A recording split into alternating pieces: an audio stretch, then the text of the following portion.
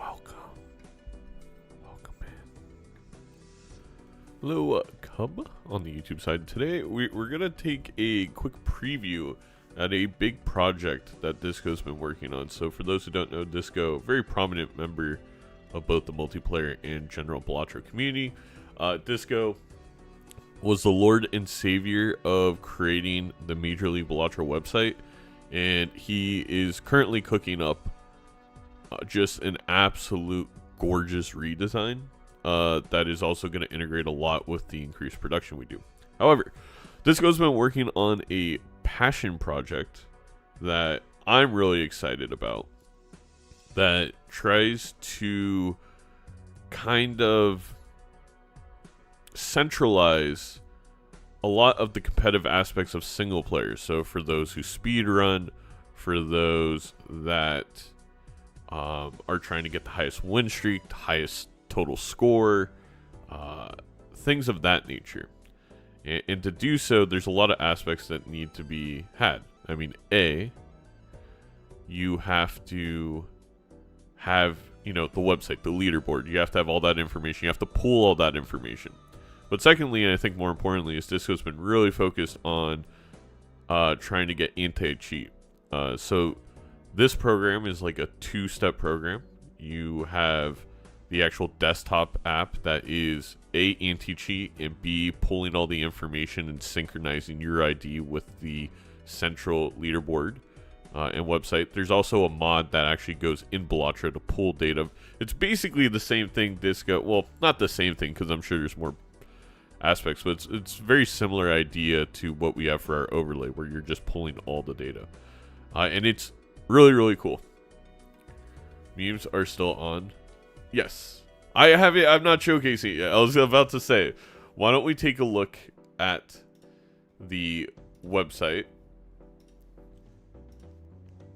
and then I'll kind of go through some of the parts.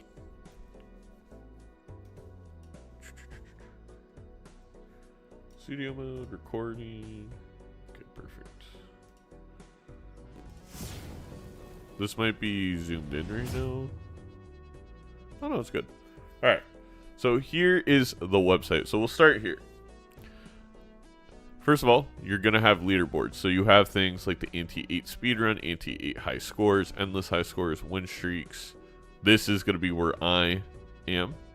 And maybe some marathon speedruns.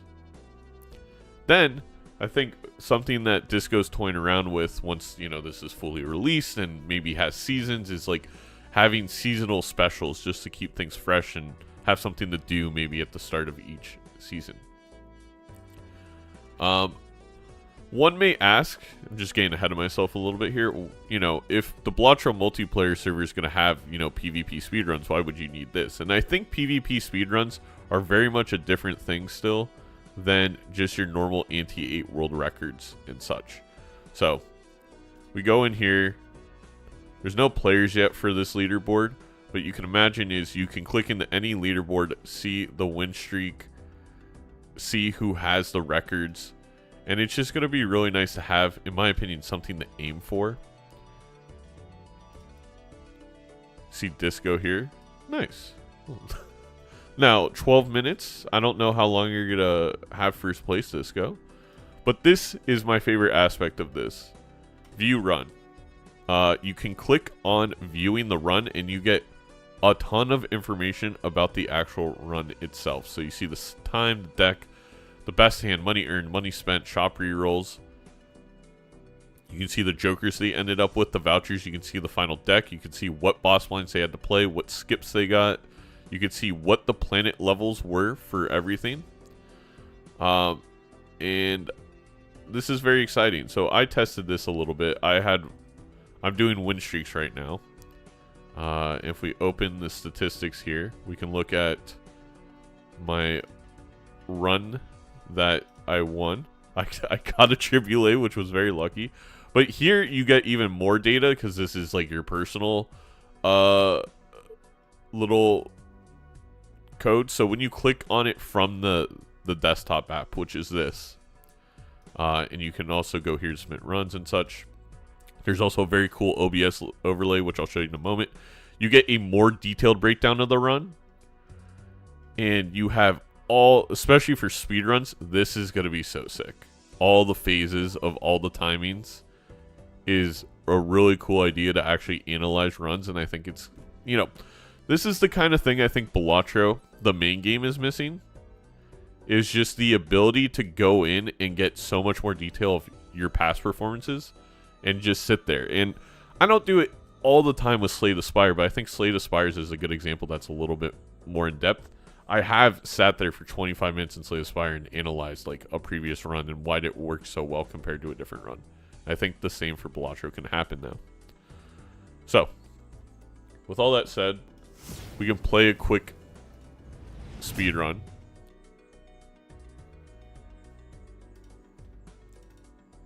Let's see if we can refresh it. You see this nice overlay that Disco built out. Oh, wait. Actually, right now, I could probably submit my 1 win streak. Maybe. Or maybe, do I need 2 wins, Disco? This also might be a bug. There's a lot of new things. Anyway. Let's continue this run. Yeah, new record. One in a row.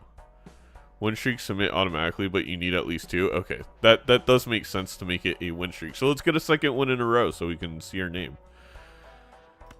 We'll play some actual Balatro. But I do want to also say here, if anybody wants to test this out, please contact Disco in the Discord.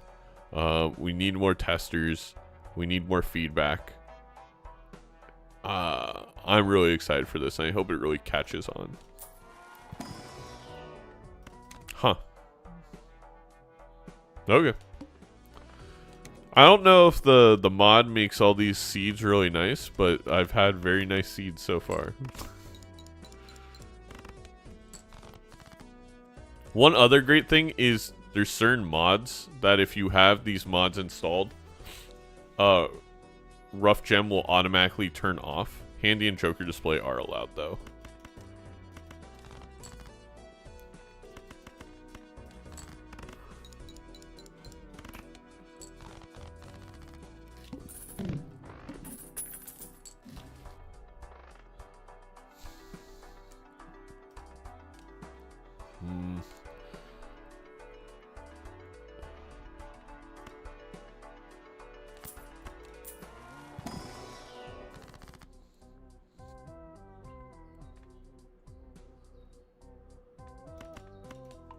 This is a little sketchy, but I think we'll be okay.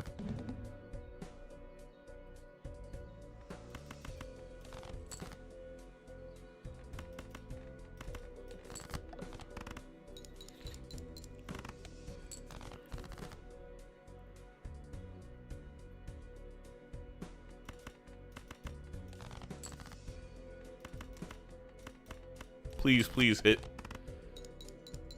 Okay.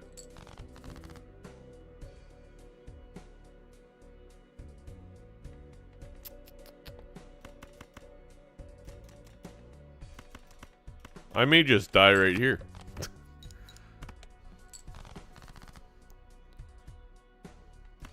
Please hit. And then we're gonna have to win 2 in a row. Oh no.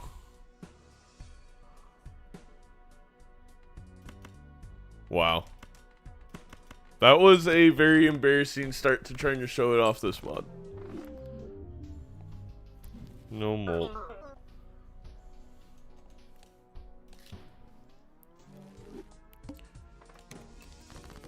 That is the first time I've died in Ante 1 on blue deck ever. I don't know what I should have done differently. Oh, I'm an idiot. I could have taken the card sharp and had the dagger hit it. I'm so dumb. I was too focused on showing off the mod.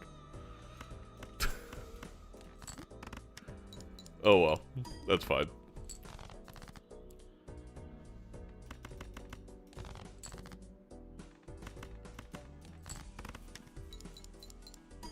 But as you see, the overlay updates 1 of 1, win rate 50%. Streak 0. I think it's really well done.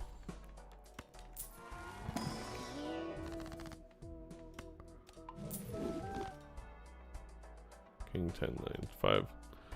But anyway, we'll play some win streaks. We'll look at aspects of the mod until we start a little bit later.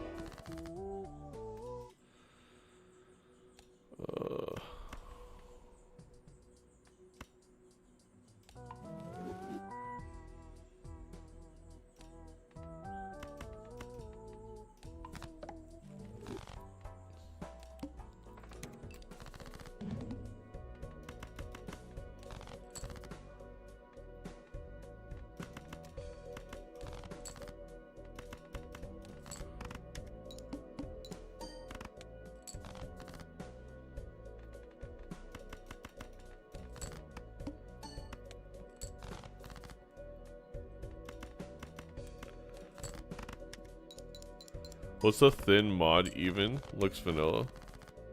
It's just a tracking mod. It will centralize all your data. It'll give you a lot more stats about your runs. But the mod itself, at the end of the day, really what is happening is it's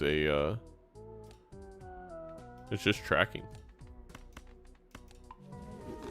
Also anti-cheat. I don't want to undersell that.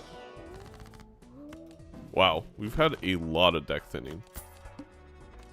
I think we might be able to play 4 of a kind.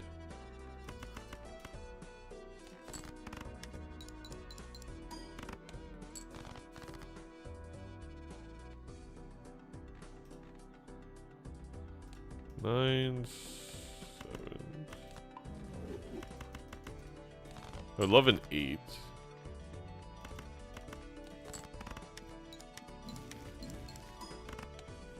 Okay, I'm really upset. I wish this would have been the seed for our streak. Holy moly.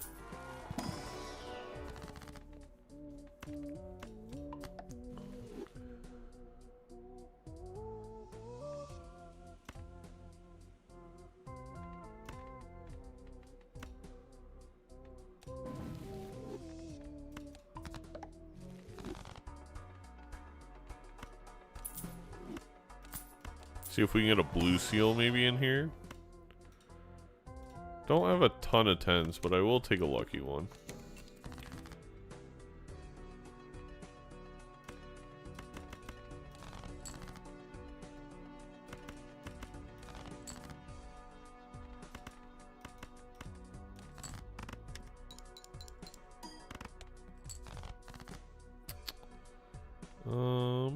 We do get the 4 of a kind 8s.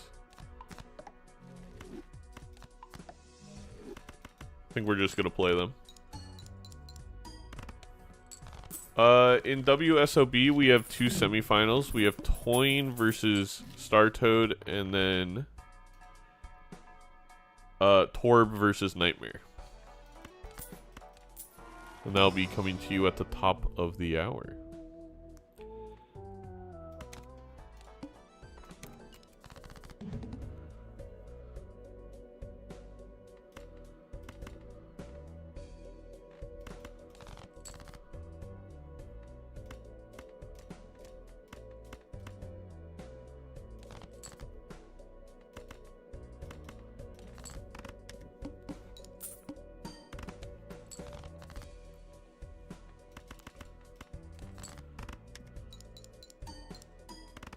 Oh, darn it. I was going to put it on the 8s, but that's fine.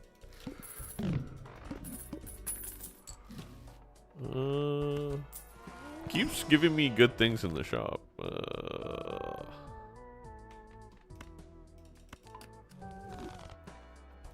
I do think this build will be a 4 of a kind build. Oh, that's such a good 8, but I need the blue seal for the 4 of a kind levels.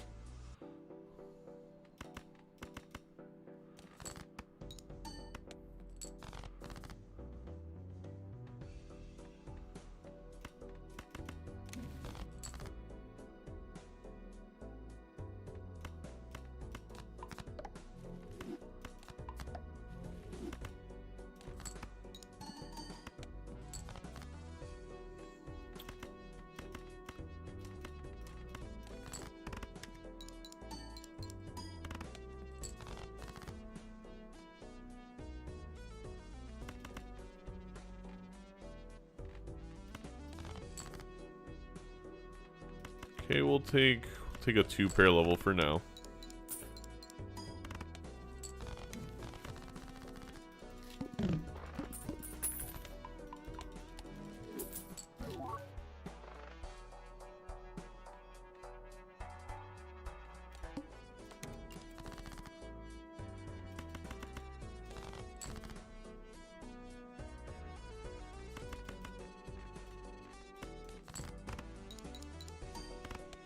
Alright, I did that for money.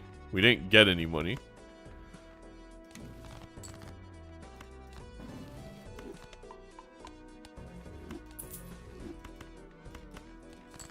Alright, let's find the 4th 8, get a 4 of a kind level.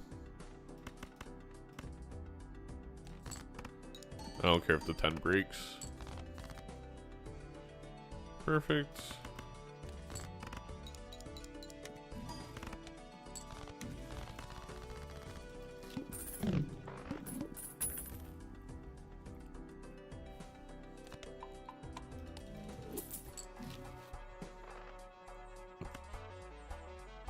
Interesting.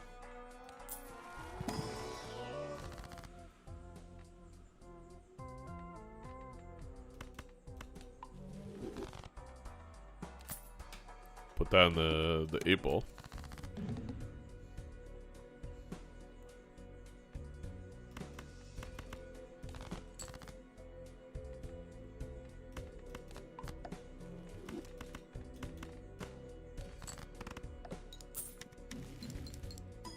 Well, that was quick.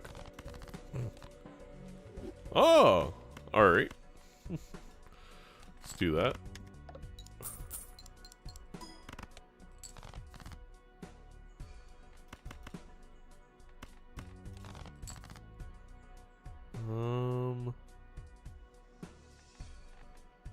Two aces. There's no 8s left. Go here.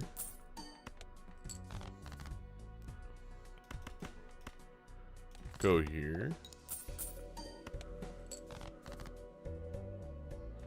There we go. So that. I'll put it here.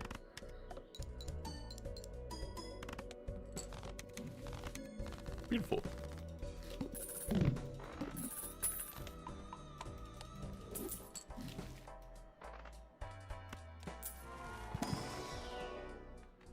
Obelisk. 13 2-pairs, 6 high cards. Yeah, I mean, probably.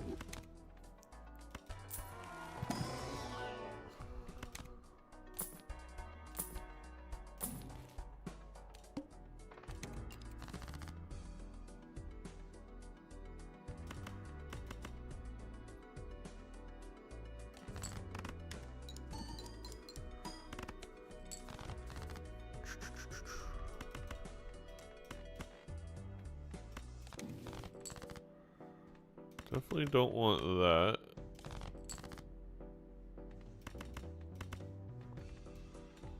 Okay, play a pair. Get the 4 of a kind.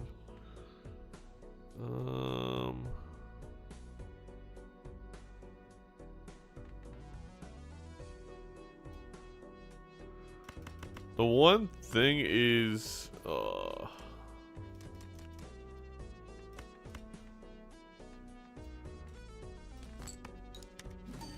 okay, good. Now we can do this. We can do this. And hopefully we draw one of our last 2 8s. 8 high cards is a little scary though. Okay, that worked perfectly. Beautiful. We get the 4 of a kind level. The one scary thing about 8 ball 4 of a kinds is sometimes this fills your slots and you'll get the level. So does the mod make a browser source that you add to OBS? Yes. Also, does it keep track of overall win rate or does it break your win rate down by stake? I think it breaks it down, right, Disco? Depending on what thing you're going after. Okay.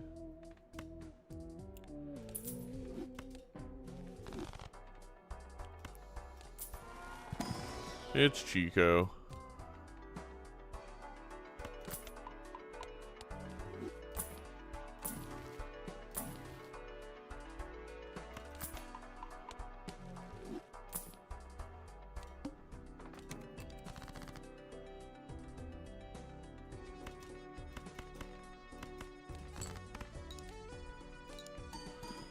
When we can use pairs to dig for the 4 of a kind, I think we definitely should.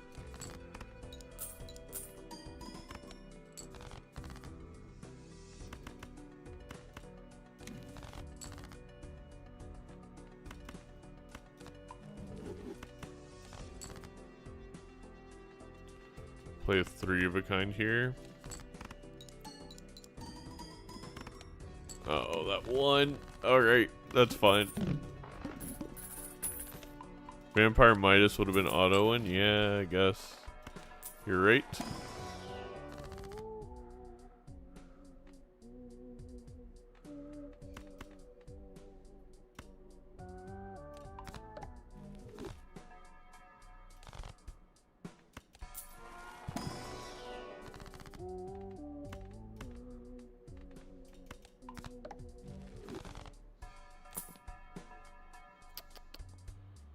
Hologram might be easier.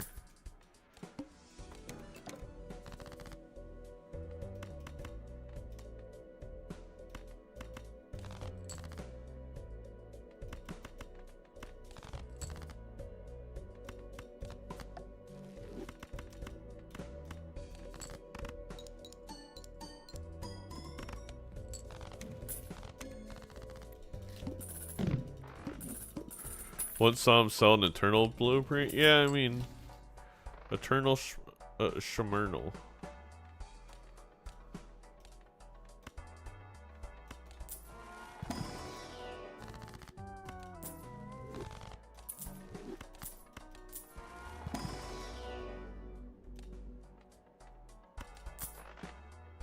I don't need Chico when I can just reroll the boss.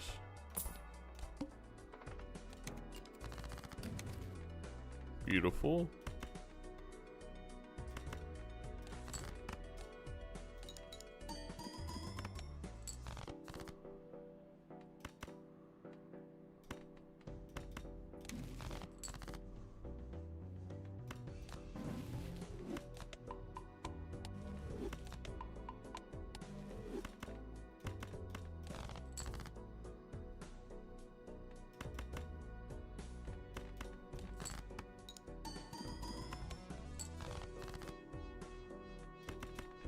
We'll just play 3 of a kind. Oh, that wasn't enough. Okay.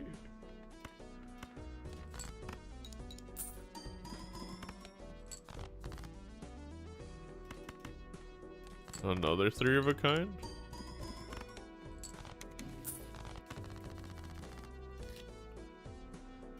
Got 5 high cards left.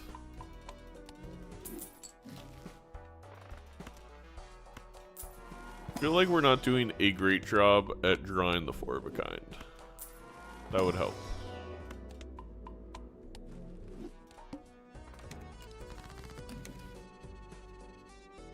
Well, here is a 4 of a kind.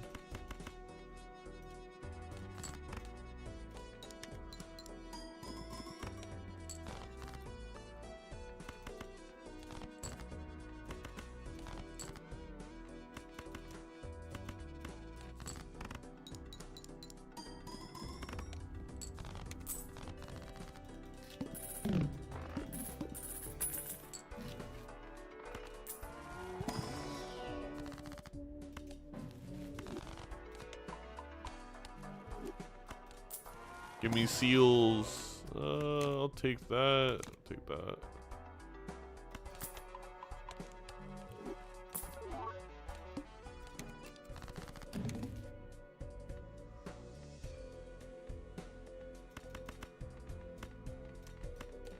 Play a pair.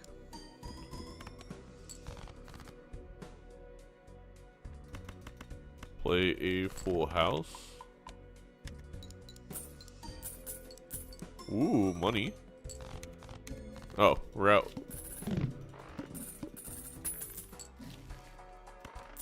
Give me another hung man.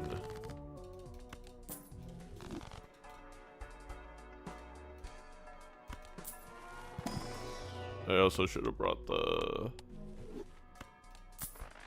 clearance sale voucher.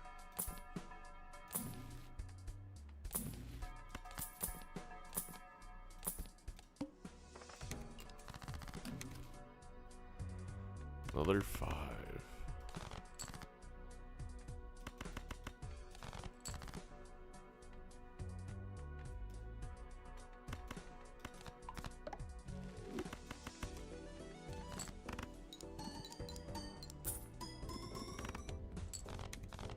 One more for certificate. Big.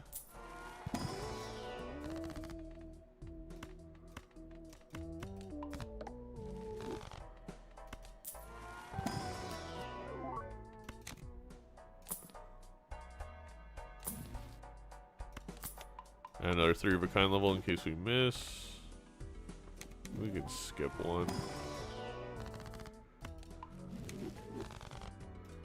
Okay, we now have 7 jacks, 8 aces. 8. We actually have 8 jacks as well now.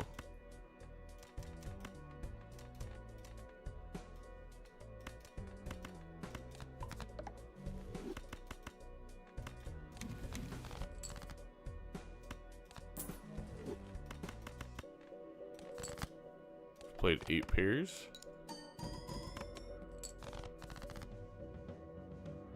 I didn't read the boss blind. Not good.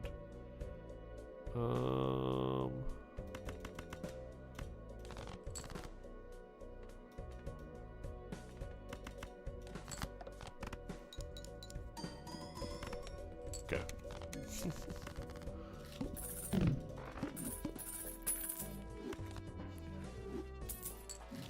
Interesting.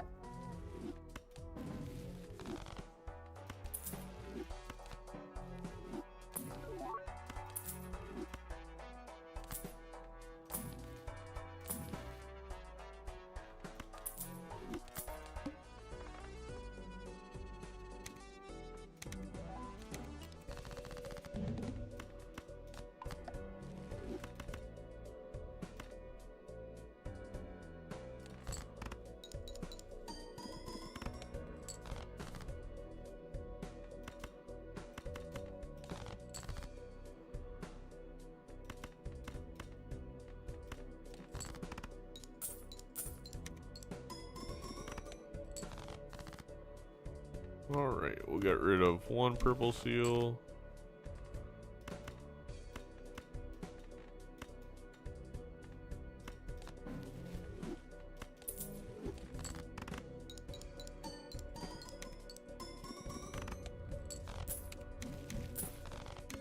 Beautiful.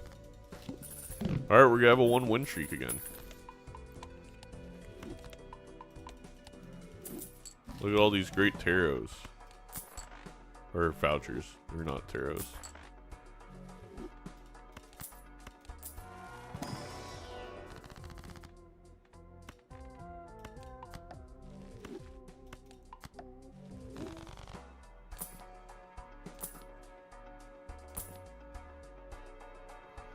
Well, I mean, when you put it that way.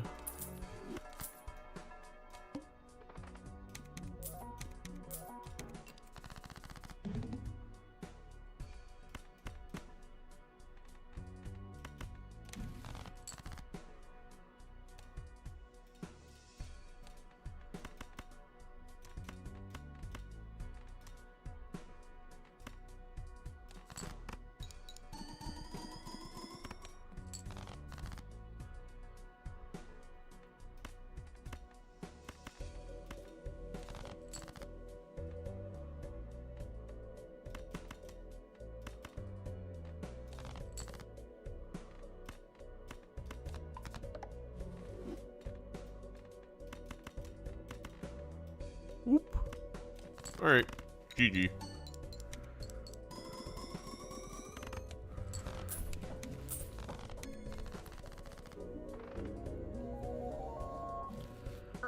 Oh, also, I really love adding a note at the bottom. 2 pair Do 4 of a kind with loads of hung men. Alright. So then, now,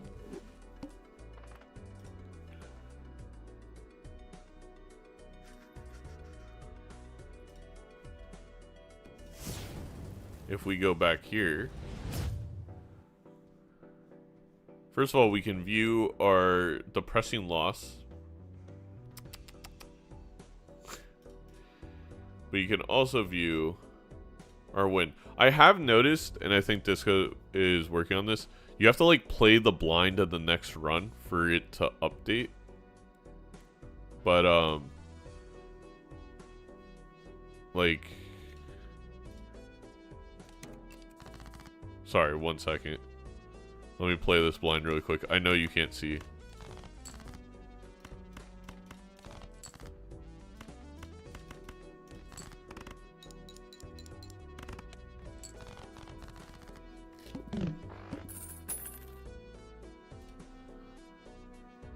I feel like now it updates.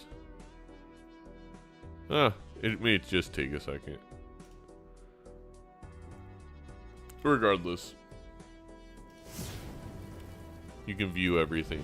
There's also a filter up top, like once you've done a ton of runs, and you can search for certain text. Good morning, Startoad.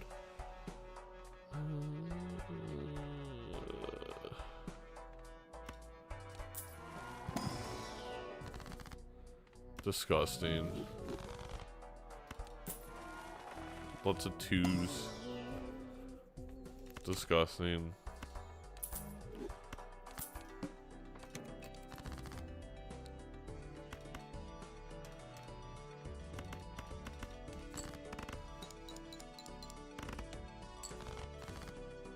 Should have just taken the dang.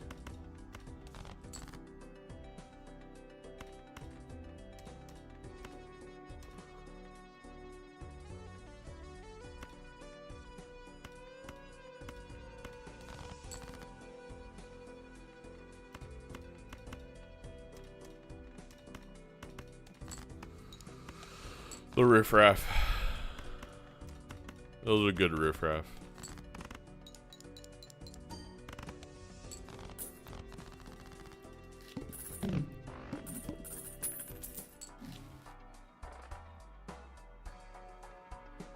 Very gross start to this game.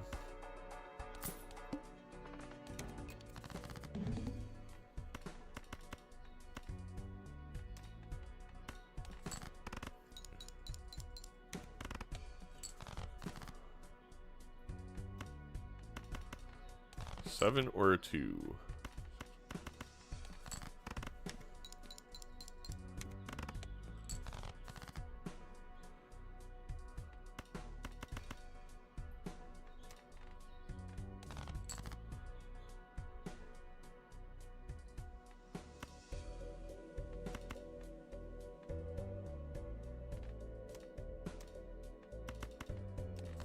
Over 10. Looking for a 10. Actually, this wins. Cloud9 best Joker. Not when it's rental. I'm gonna go out on a limb and say not in this specific circumstance. 7, 6, 8, 7, 6. Beautiful.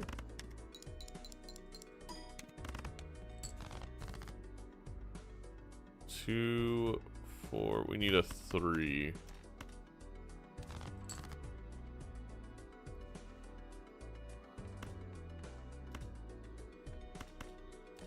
I think this will just win. Oh, it doesn't. And we get the 3. Perfect. I wouldn't mind breaking this 2. I don't necessarily care about it.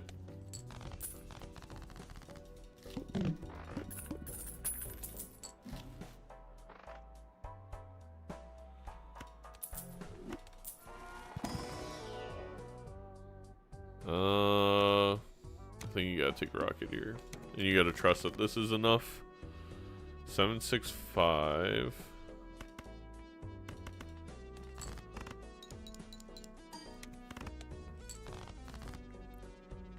Seven, 6, 5, 4. I discarded the 4 like a moron.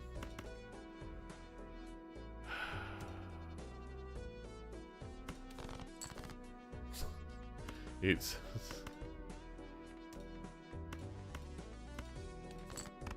give me a 4 or 9. 9, 8, 7, 6, 5. Alright. Picking the straights is hard.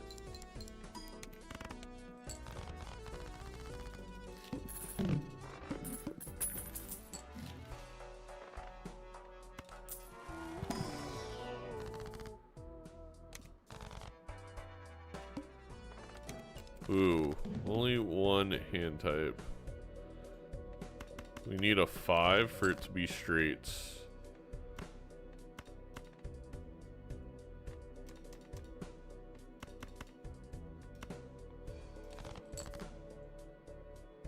Okay, it's gonna be 2 pairs.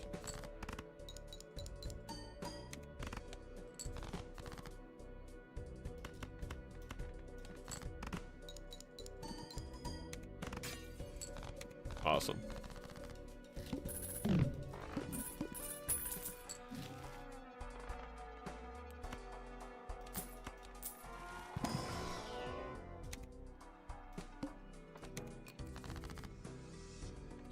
Two, 3, 4. We need a 5. We also have an extra 5, so that's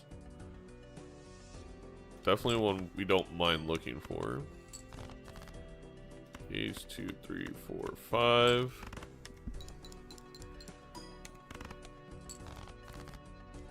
Nine, 8, 7. 9, 8, 7, 6. We need a 5 or a 10. This may win though. It does. Rocket's so good. Oh my god.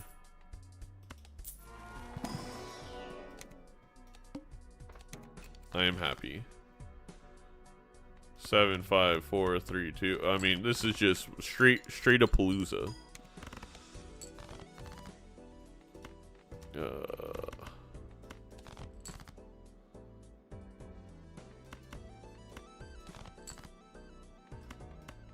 Jack to 9. Synergy. Big synergy.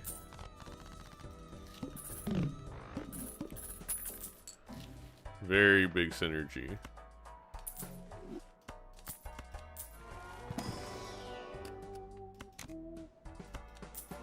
We have an extra 8, a 5, a 7. 2 now. No repeat hand types. Okay, king, queen, chin.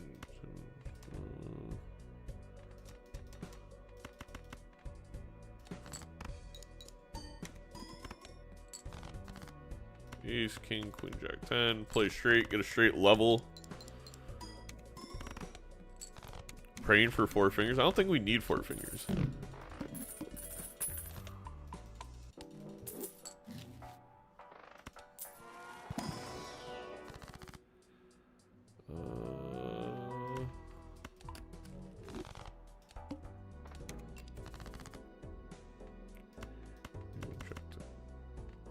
Oh, 8 is 2 away. 8, 7, 6, 5, 4.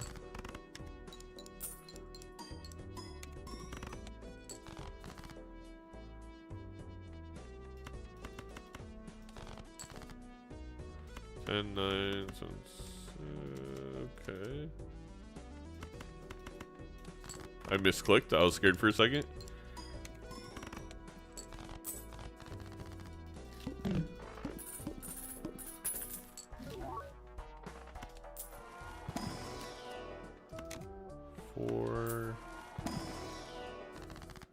Cryptid on the blue seal.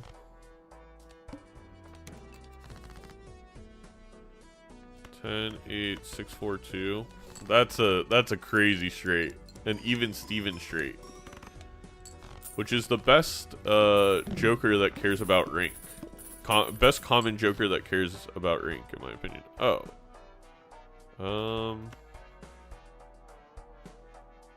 Alright.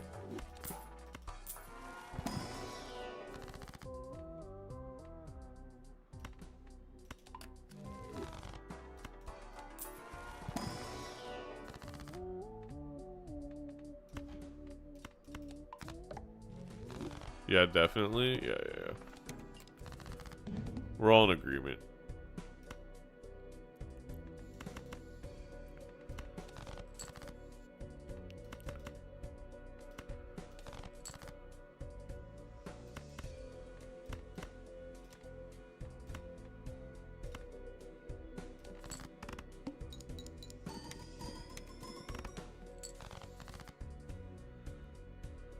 Seven, 5, 4, 3, 2. We haven't seen a single one of those blue seals that I have 3 of, but they were debuffed this round.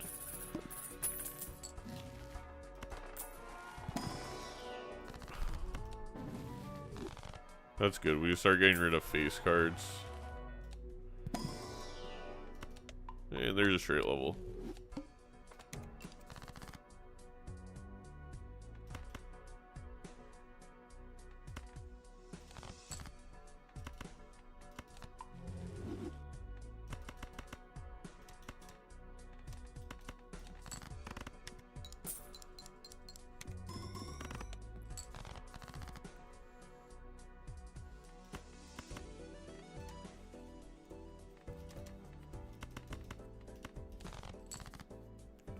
I mean, like, I understand our deck is really big, but this is kind of brutal.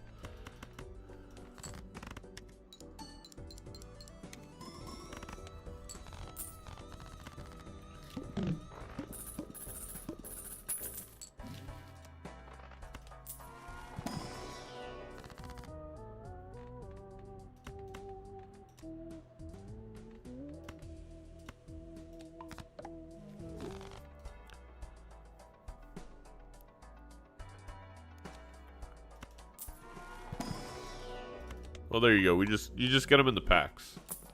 Makes it really easy.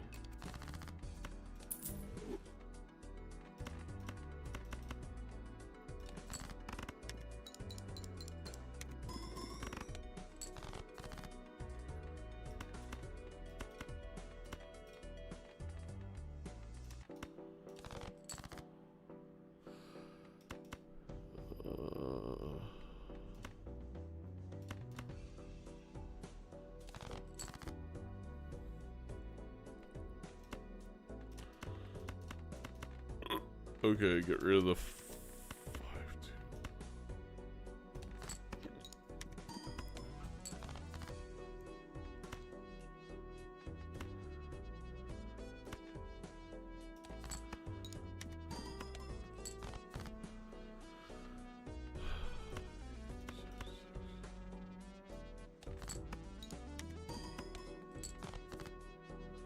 2. Man, where are these blue seals? 3 in the bottom of the deck for like how long? Oh my gosh.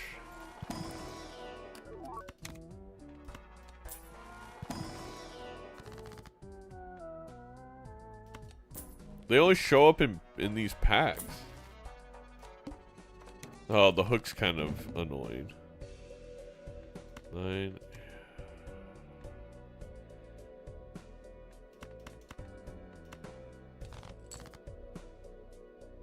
That's really bad. Okay.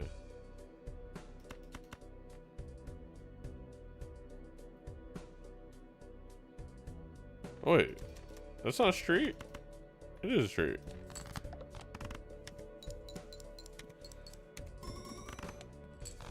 Okay.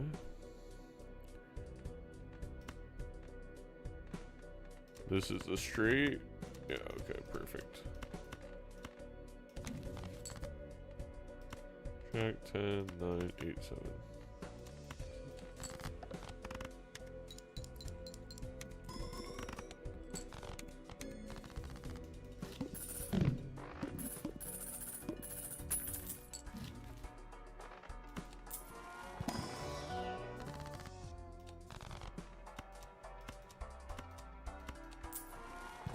No, we're never seeing the blue seal. Like, I think you guys need to just forget about it. It doesn't exist. We'll just have to get, again, streets like through here, I guess. I don't know. 97654. I'll make another one. I mean, it's way too many twos. Oh, the molt hit.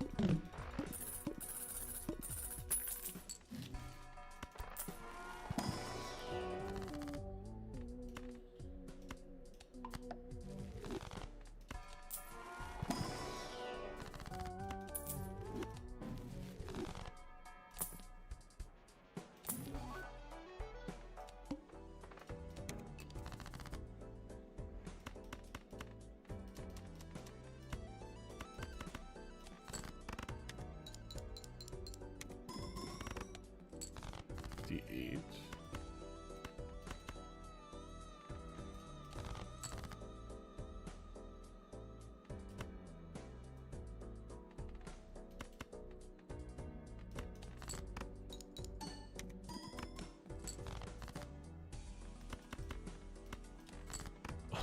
Please, man, please, just one time. I know I'm not digging as hard as I could, because I want to keep this top end.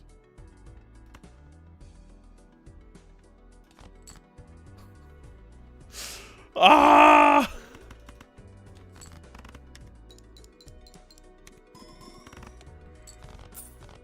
This is insane. This is absolutely bonkers.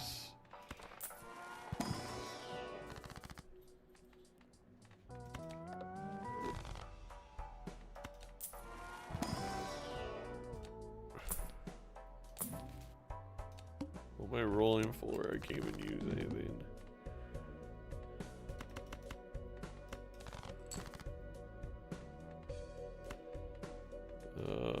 It's not enough.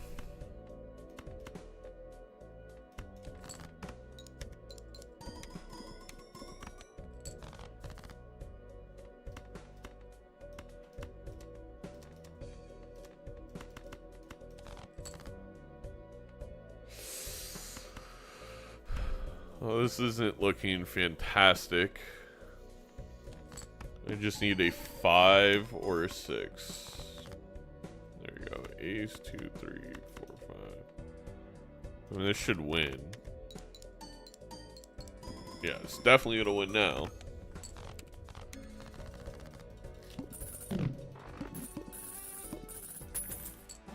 Maybe I should just copy the red steel. Another blue seal, and it's also one we kind of needed. There's a Saturn level here. My bad.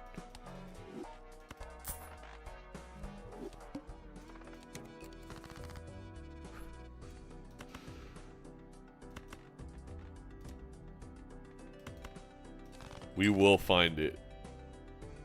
98654.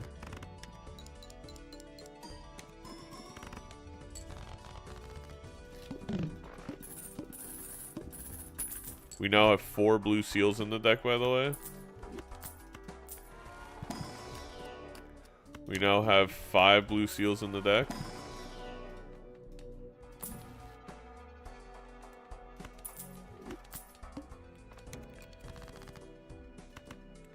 Oh my god, we did it.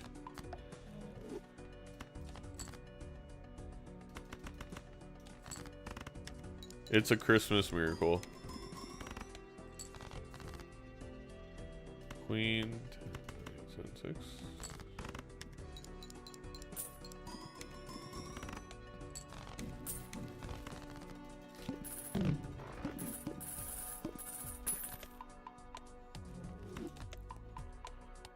Pugman, you'll have to go back and watch the VOD.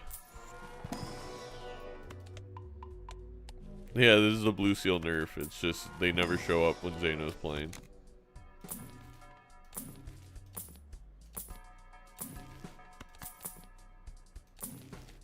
I just skipped a Saturn.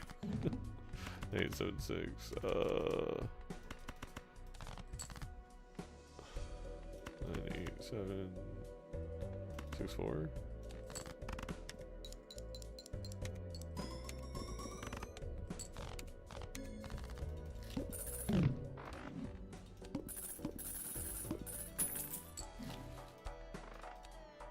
Violet Vessel.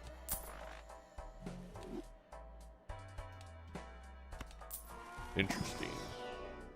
That's definitely not kind of what we wanted to see, I guess, but it'll be fine. Probably. Could have double skipped for the hand size. That probably was the play.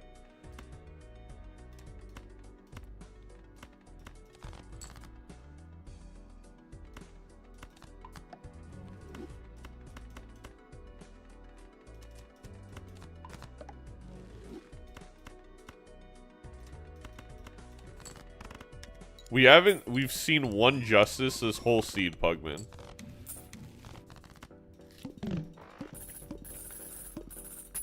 We have Tarot Merchant too. We don't have Tycoon, I wish.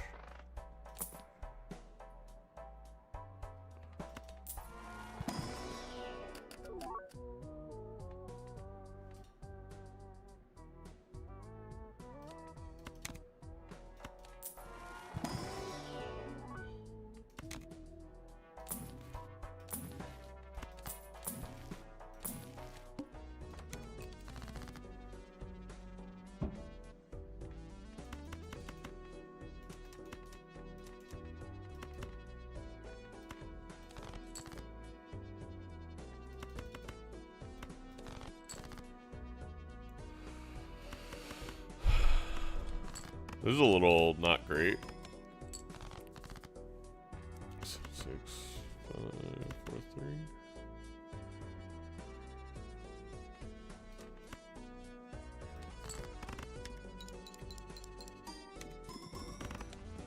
3. Oh, never mind. We're fine.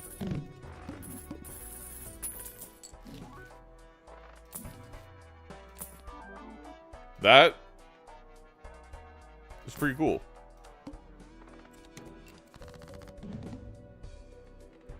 10, 9, 8, 7, 5. This is 600,000, 700,000. Yeah. 8, 7, 5, 4, 2. GG. Forever friend. Yeah, exactly. T. Straight. But it's okay because it's July now. All right. There we go. So that's the mod. Well, I mean, this is the mod.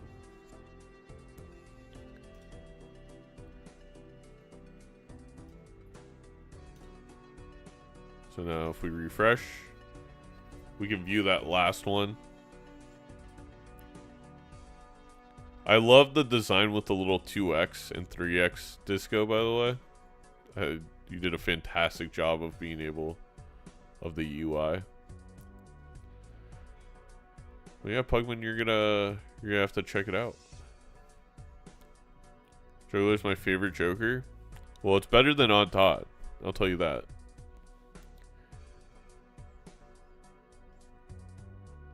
Dr. Spectred will be here. The all 15 gold stakes. Imagine Dr. Spectred. 1 hour and 9. I was gonna say 1 hour and 90 minutes. Maybe 1 hour and 90 minutes sounds good.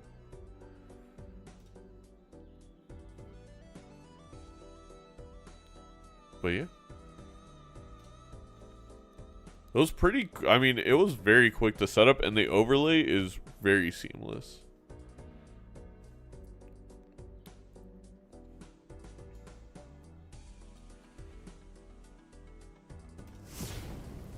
Sounds like a threat? Not really. Well, I mean, not really in the way that it's not a threat. All right. I think we will cast, because we just casted Startoad's game yesterday. We will be casting Torb in Nightmare. I'm gonna get it all set up, and then use the restroom, and then we'll get going.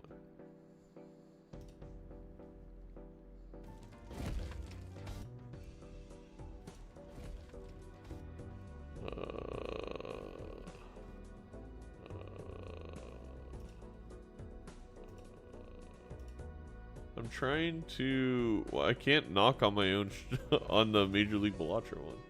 Let me do it the other way then. Twitch.tv. I just realized I don't follow myself on the Major League Balatro.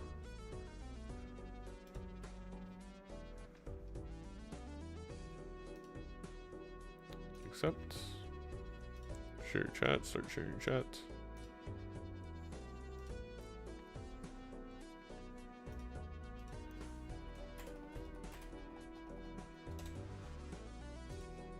All right.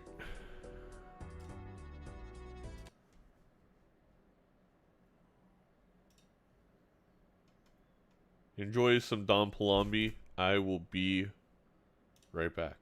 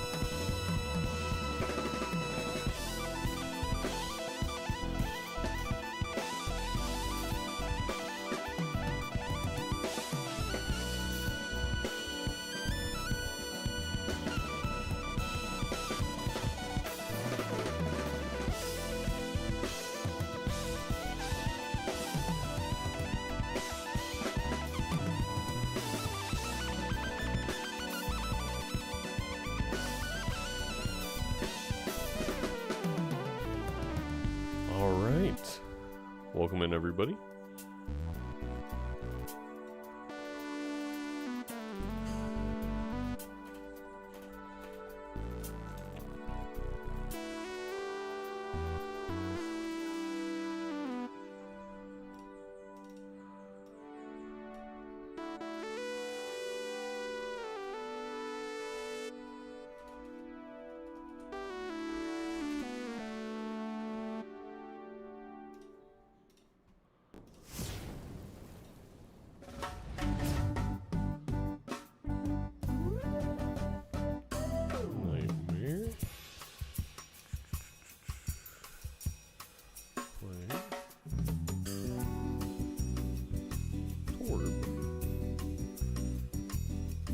All right.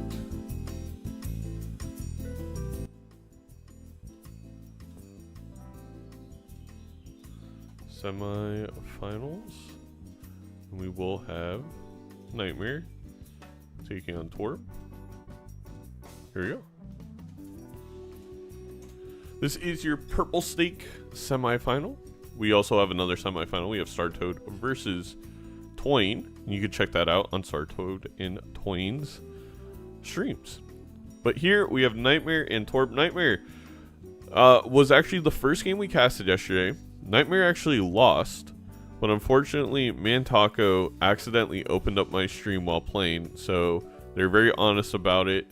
But unfortunately, due to time restraints, we did have to DQ Mantaco, and Nightmare has made the most out of this miracle gift, because honestly Nightmare played, and I think Nightmare would agree, pretty terribly in that first game. A lot of interesting mistakes. We did give Mantaco some free MLBA merch for the honesty, and hope to see them in future tournaments. Alright, so going into this one, Nightmare opened the pack and got a Chad.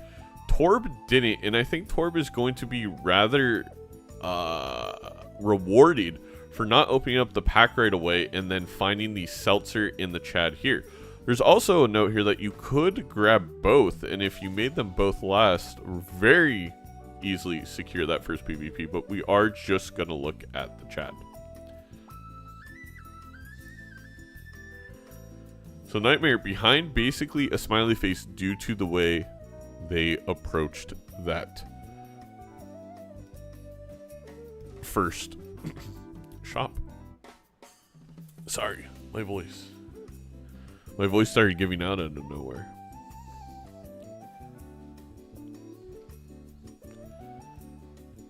Torb waiting for Nightmare to decide if there is going to be a rare skip. Did exclamation mark bracket not work? Weird.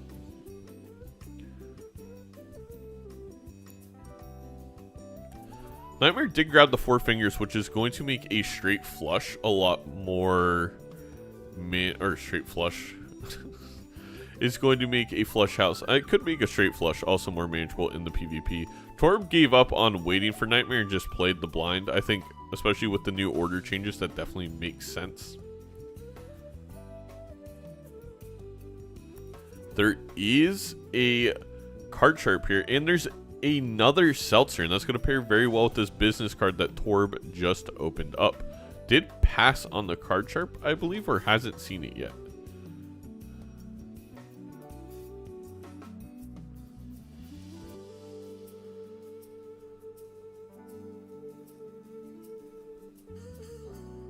Oh yeah, it is. I mean, I don't think the Eternal card chart makes much sense at all. I think Nightmare's in a little bit of a rough spot with this seed looking to be very strong. But again, I personally believe Purple Stake is often stronger, leans closer to White Stake than it does Gold Stake. And we've seen a lot of people approach this tournament like Purple Stake. Very, very Gold Stake minded. I think those people have been, for the most part, punished in that way of thinking. There is also a Dusk. Oh my god. This seed's incredible. And we get a Glass Jack out of that standard pack that Nightmare may or may not see. Obviously, Torb will now find the Dusk after this PvP. But I think the key here is Nightmare, open up, find that glass jack.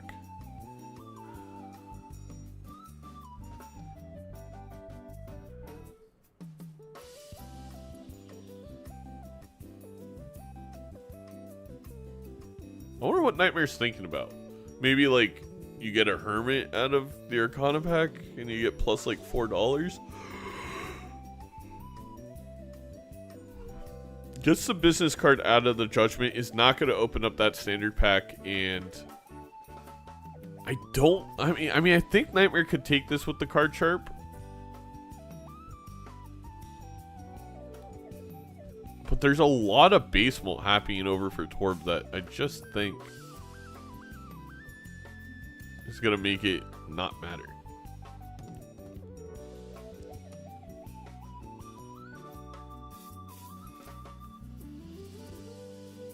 And yeah, it is.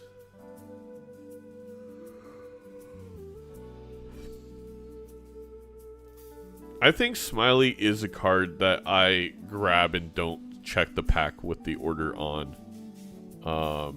I do like Torb's angle. Obviously, it's paid off way more than you could ever imagine with what was in that standard or in that Buffoon pack anti one, but I do think I like Torb's line.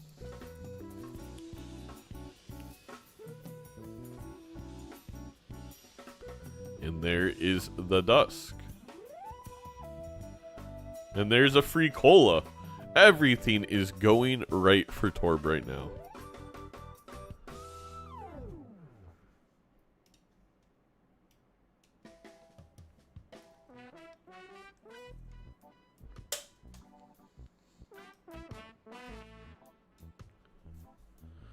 You get a death upstairs for Nightmare.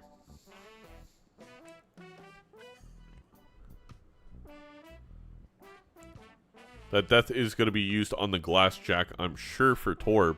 And that Glass Jack's still not in Nightmare's inventory, if I'm not, unless I missed something, because we passed on the standard pack.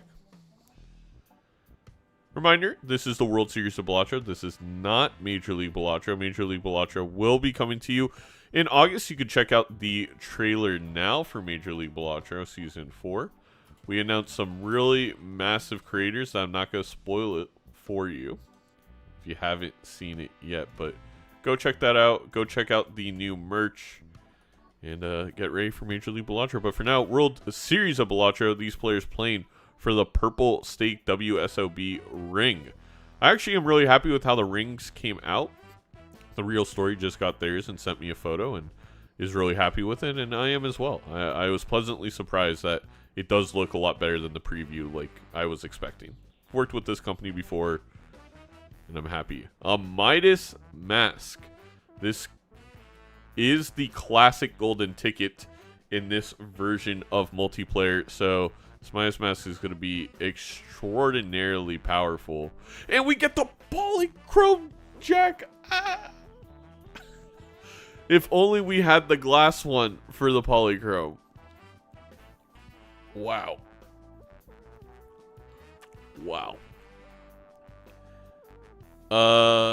Nightmare is in trouble.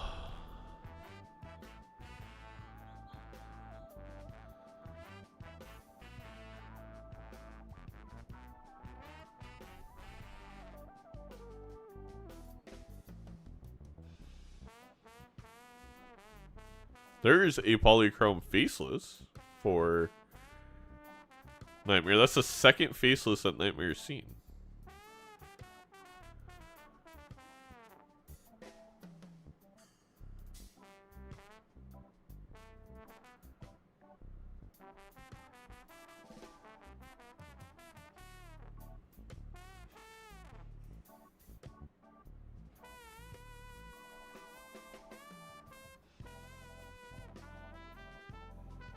Torb coming out of it with a few more gold cards, a lot more money. This hallucination is I don't hate it over Midas Mask.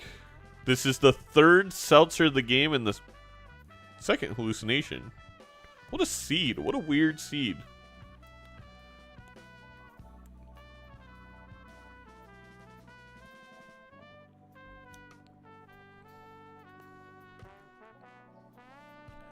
Well, Nightmare now with the double glass after using the death on it and the polychrome has a good chance to at least make up a life in this PvP.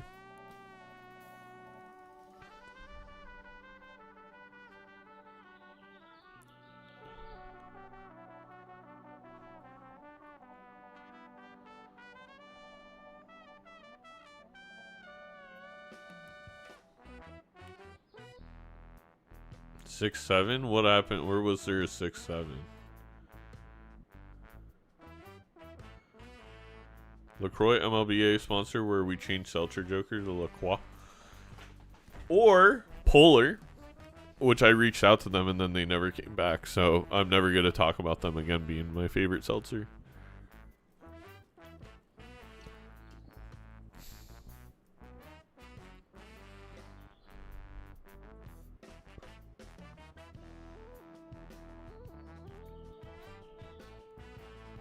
It was very rude of them.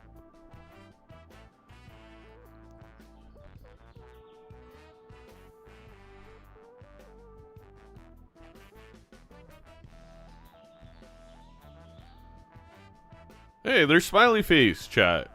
He's back.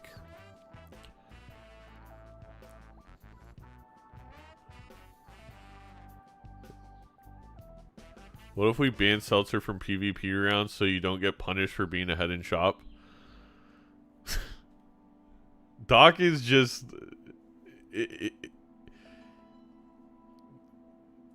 he's trying to get me to go on a generational rant these past 2 days.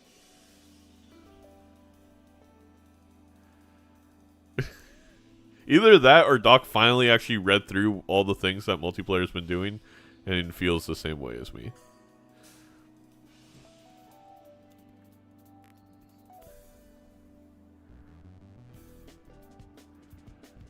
I wonder if 3 of a kind is really gonna... Yeah, I guess that could be the way for Nightmare.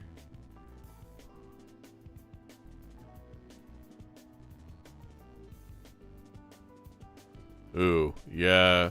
Should have just held. I mean, this card sharp is so brutal. And again, we are on purple stake, but I think similar to other games we've seen, an overestimation at how difficult purple stake is. Like, it's no joke, but I don't think an eternal card sharp was necessary.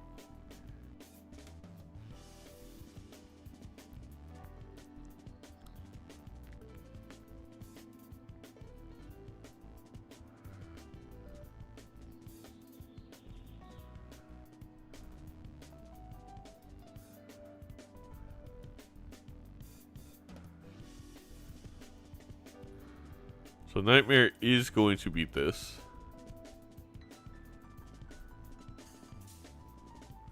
And now, really no care for the glass cards on either side with the polychrome now available.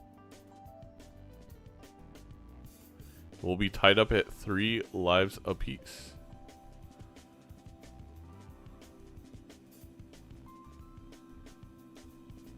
What is Nightmare trying to do?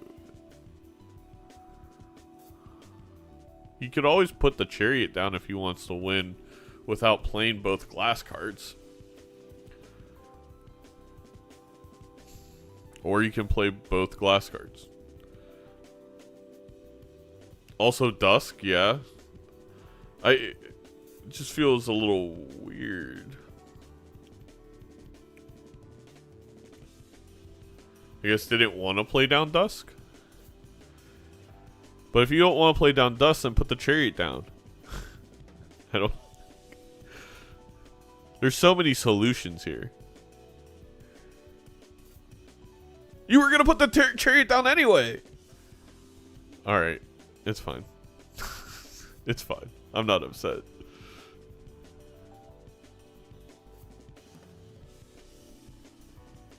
Maybe they didn't even want to play one glass card, which we do know breaks. So... would have been justified in that sense that they didn't want that to happen. Nightmare, that is.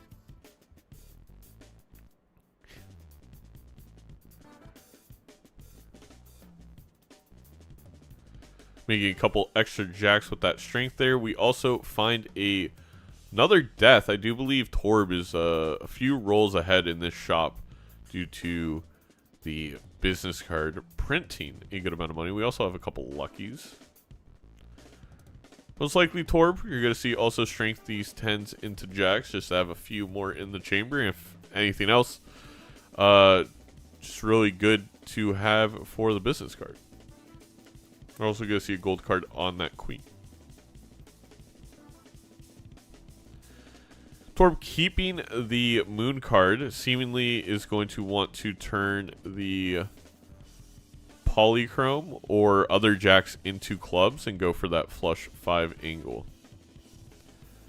See a big 4 of a kind for Nightmare. No glass breaks after the prey hands. If Doc can't read, how does... I know Doc said you don't need to know words to play bananagrams. Are you just throwing 5 letters out there and nobody questions it?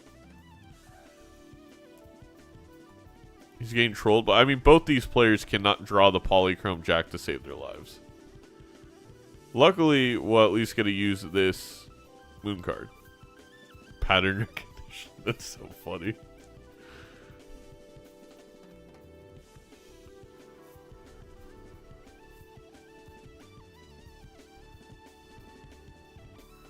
That is how I passed one of my econ classes. I did not understand what was going on, but I understood the pattern.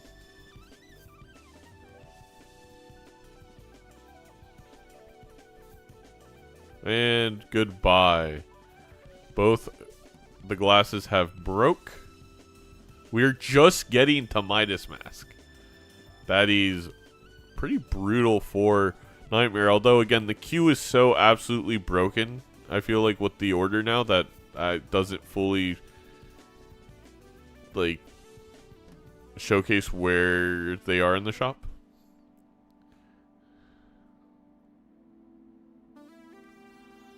I definitely think if you're Torb here, you gotta hang him. There's no way that I'm hermiting here. Torb hermits. We have not been able to draw our cards to save our life, but we're gonna go ahead and we're gonna keep taking that risk. I love it. DNA. I think you could sell Smiley here pretty confidently with the polychrome lucky cards.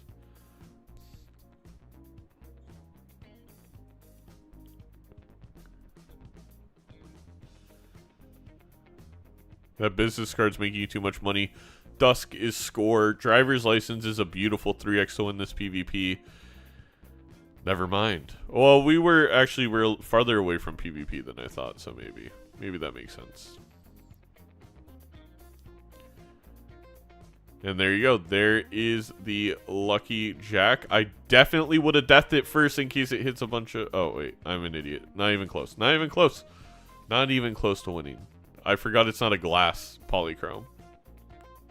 I also kind of forgot multiplayer Chad. Good evening, Gothic Lord of the United Kingdom. I hope you're doing well. I hope you're ready for another season of Major League Balatro.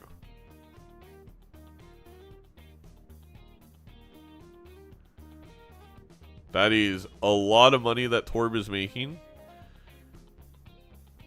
That smiley face, though, really, you know, that smiley face providing that 5 molt was just so huge. And if you can't tell, that is my best attempt at sarcasm. I don't know what it is with multiplayer players, hashtag raring, and not selling smiley face.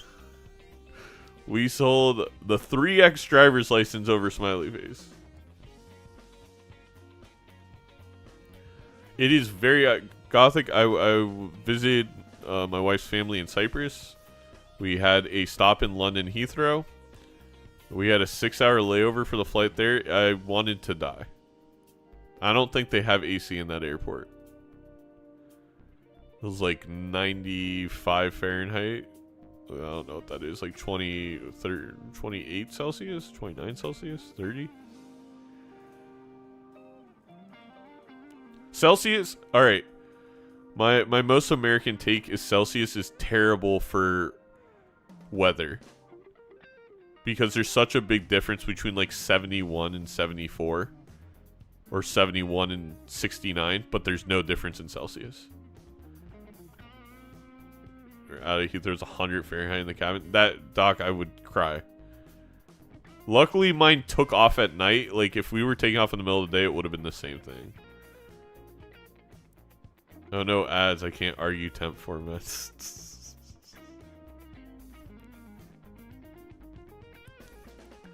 Also, Heathrow's just a terrible airport. We already went on a rant yesterday, but we will continue to go on rants until the UK realizes that you don't need freaking security for connecting flights.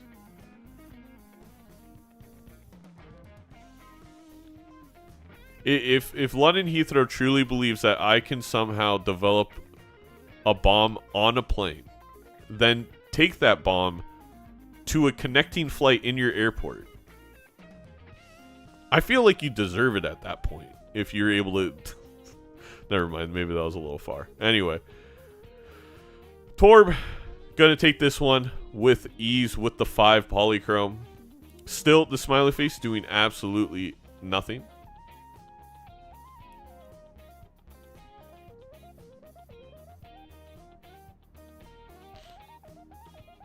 This card sharp at the end of the day is really going to be tough for Nightmare. But the thing is, Nightmare is so behind on Econ by not taking the business card that you're just in such a disadvantage. I don't know if we're going to even get 5 polychrome before this game is over and Torb has taken 3 lives to none.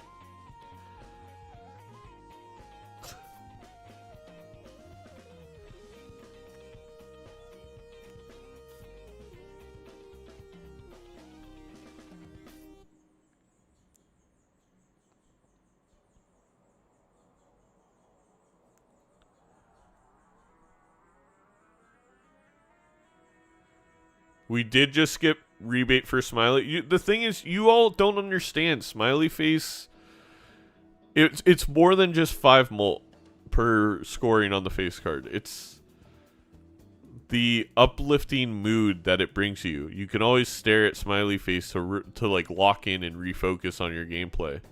But then again, if you were locked in on your gameplay, you would sell Smiley face. So I don't know. Maybe that's not true. The overlay is not updating right now. I didn't... we'll get it set up for the finals. But I had to go downstairs and do an errand right before the match. And I didn't get them the mod in time.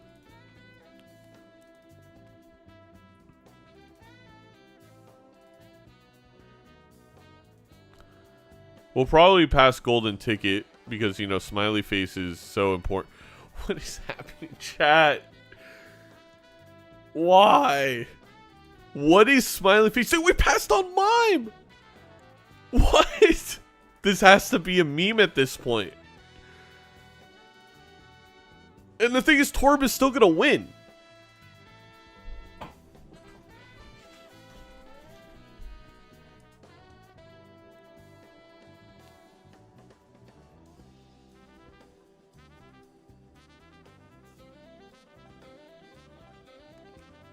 Oh, Nightmare's dead. GG.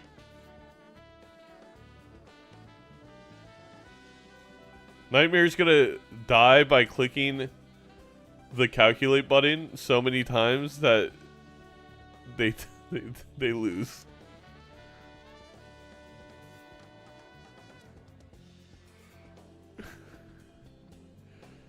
Yes, this is a best of 3. I still why was Torb holding the smiley? I gotta ask.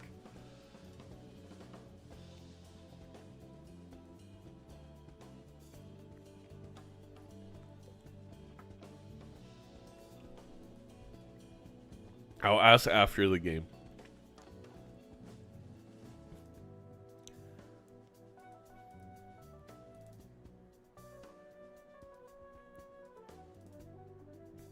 He's a reader, confirmed.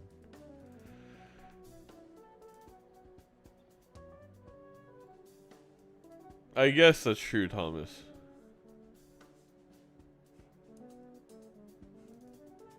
Kitty, I have no. I run this event, and I honestly don't know how the timer works. I'm not fully sure how the queue works now.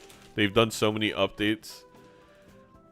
They're trying to develop like new hypothetical math for multiplayer Balatro instead of just playing the damn game.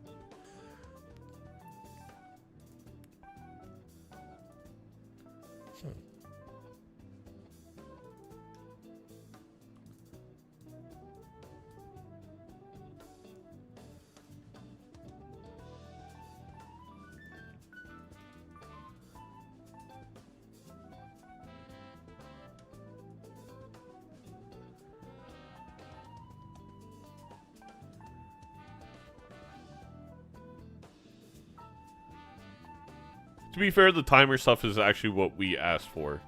Let me make that clear. But there is some parts of the timer that I'm a little confused.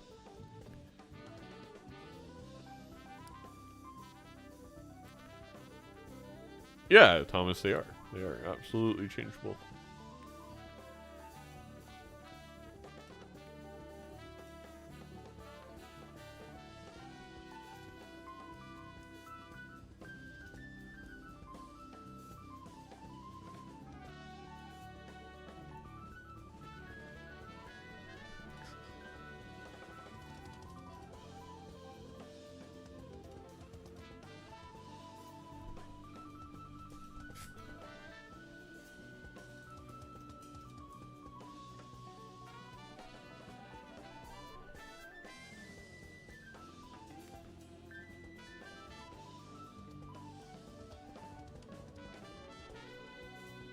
Well, week 1 had a timer. It was just you had to get the PvP and press it like it was before.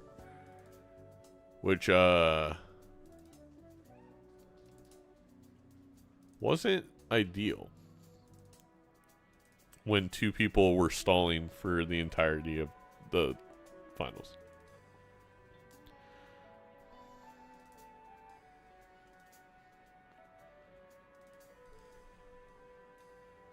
Fun fact, you're not going to get that flush. We are playing on Anaglyph deck. My least favorite multiplayer deck. But should be interesting. It's a cheeky Golden Joker and Jimbo combo. I think that's going to go over pretty well. Allow for some money here.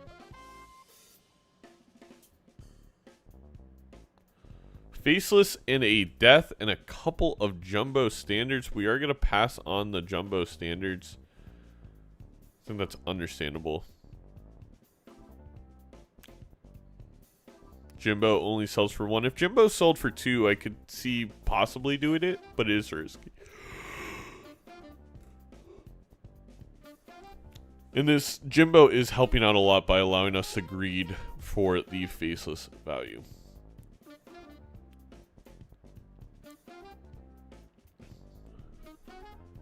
Could use the death here. Is going to just use the death on the jack to get an extra $5. And I like that play from both of our participants.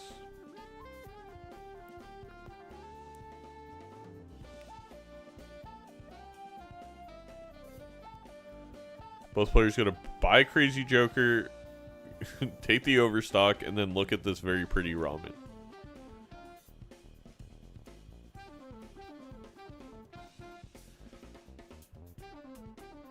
Polychrome Blue Seal Ace after the sell of Crazy Joker by Torb. Alright, that's our first difference in this game thus far. Let's see if it pays off.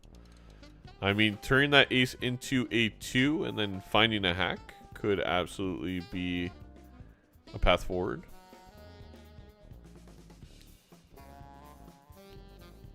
I think that's too many points for Torb and wins. A little bit of a mistake there. It's going to put them behind in econ.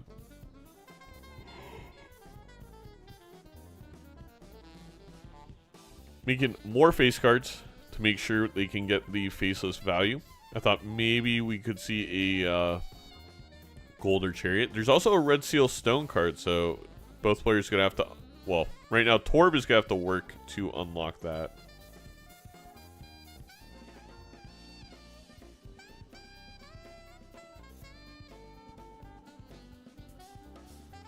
We'll see when Nightmare finds it. Nightmare has found the Polychrome Ace, by the way.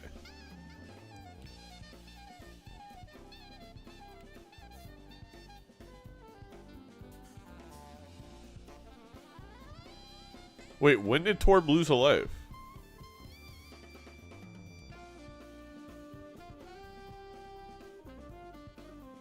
I totally missed it.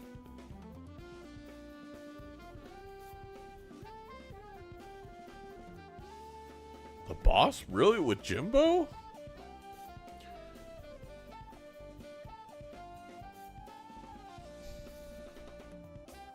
Holy smokes. Sardan, thank you for the 10 gifted subs. It's really appreciated. That's so sweet. If you got a gifted sub, give Sardan a thank you. Smiley is back, and I'm pissed. No, I'm just kidding.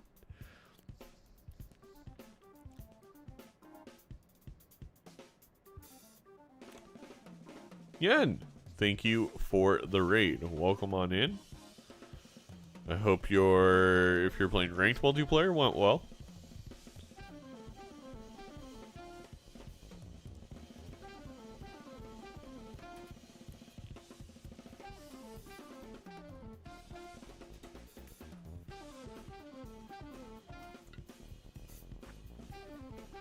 Alright, going into this PvP, we'll see if Nightmare can find the straights. Well, finds one immediately, but there's not really a ton of base molt there. Finds another. I wonder if like a full house with the Smiley wins out here.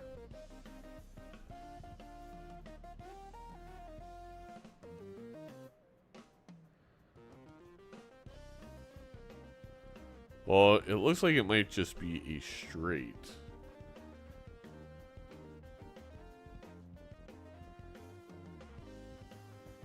Or is Torb just going to go for the money?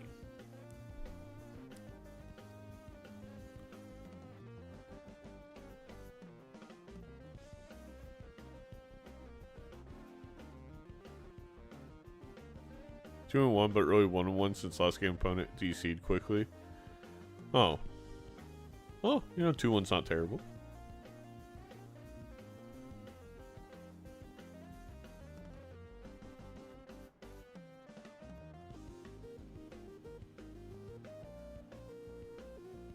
This will be enough for Nightmare. Finding that straight at the last second. Also had a couple Empress cards. And Torb down to 2 lives rather quickly. It's a red seal glass 5. This game wants you to go hack. I'm telling you that right now.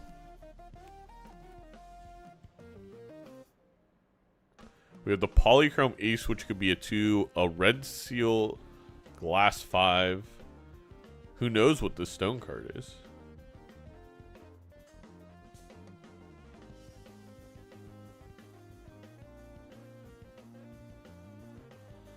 I also find it so interesting that Torb is being like cautious with their ramen by not fully discarding. It's costing them money because they're not seeing as far in their deck to find more face cards because they're only discarding 3 at a time. I honestly can't imagine that is ever the right play. It seems extraordinarily like I don't get it.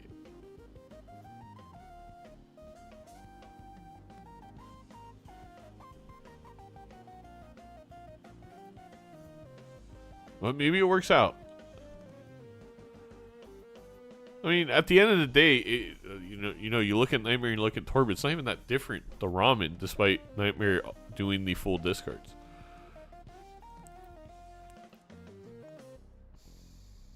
Well, now Nightmare doesn't have Faceless, so a little bit different. We have the reserve parking.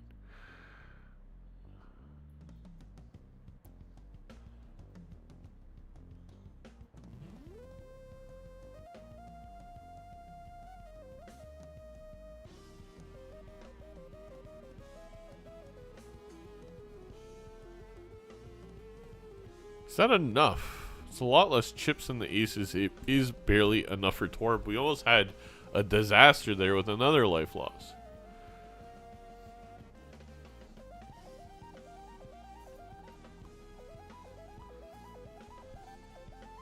We're taking an egg on 2 lives. Heading into PvP if I'm not mistaken.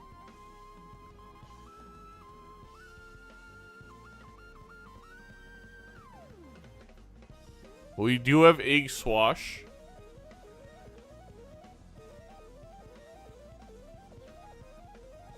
That is a synergy according to Raffles chat. We do have to double check with them though. No, we are going to take the scene double. I think that makes a lot of sense.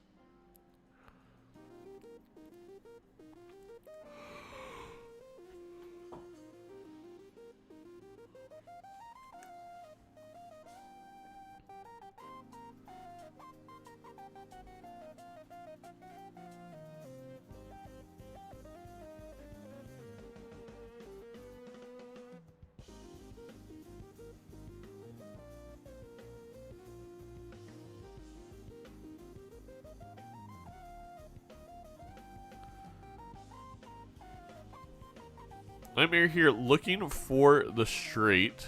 Has the red seal to place maybe on the polychrome? I feel like with your opponent on 2 lives, I do make that play, especially with the fib up top. And we are going to see that from Nightmare. That 6 cents providing a ton of value early. It's going to put up 33,000.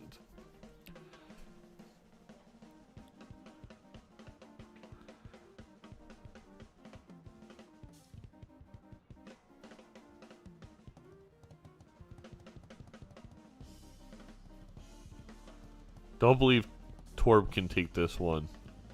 He's probably going to settle for... Oh, if they would have... Actually, if they would have had another pair, it might have been enough.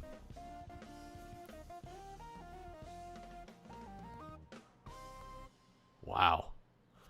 That actually came down to not getting that pair in between. And a Chad showing up for Nightmare is also going to be very powerful. Gonna grab the 6 cents, get rid of the ramen. Oh, Odd Todd on the screen. Nightmare going crazy. I hope this is the pivot point where Nightmare loses, just so we can point to Odd Todd as being the reason. Should be a deja vu for Torb. See that game put on the polychrome.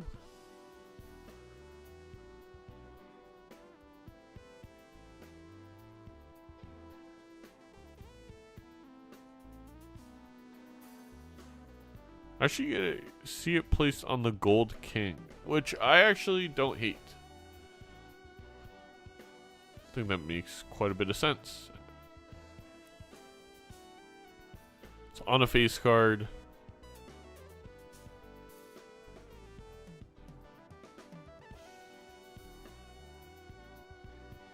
Does this win? Yeah, it does.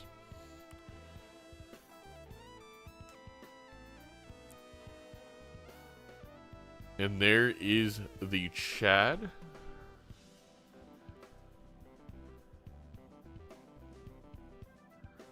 Could get rid of the 6 cents now.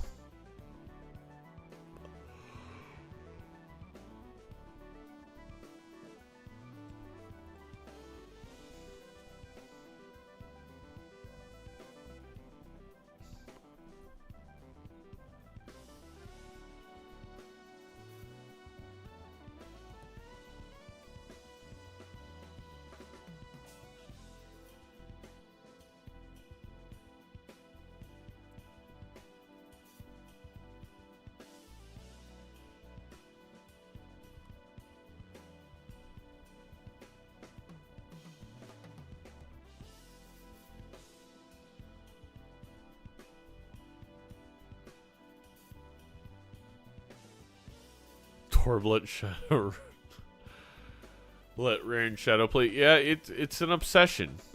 It has become an obsession with this Smiley.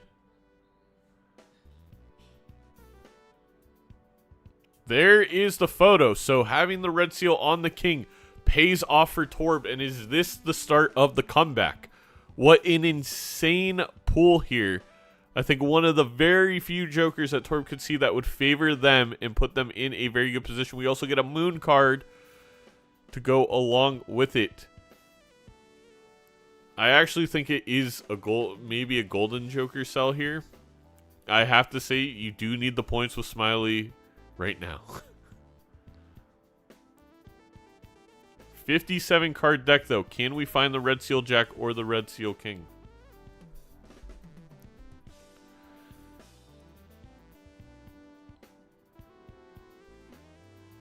There is the Planet X.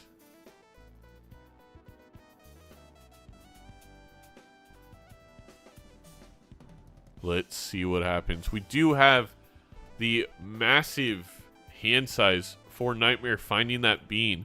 Could allow them to play a straight that has an ace in front and then a king, especially if you find that polychrome ace. Still probably enough to win.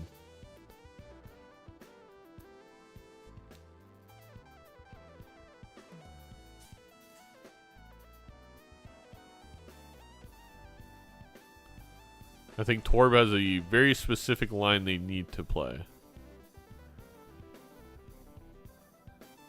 Odd Todd, of course, helping out.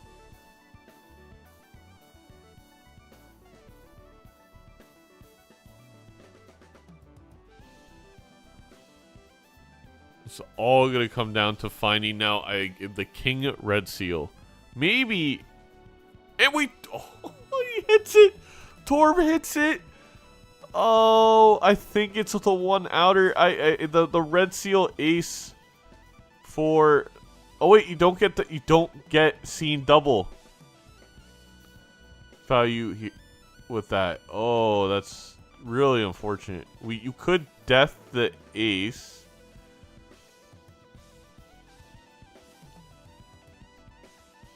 But Nightmare is gonna get the. Oh yeah. Oh wait, Nightmare got the flush house. Never mind.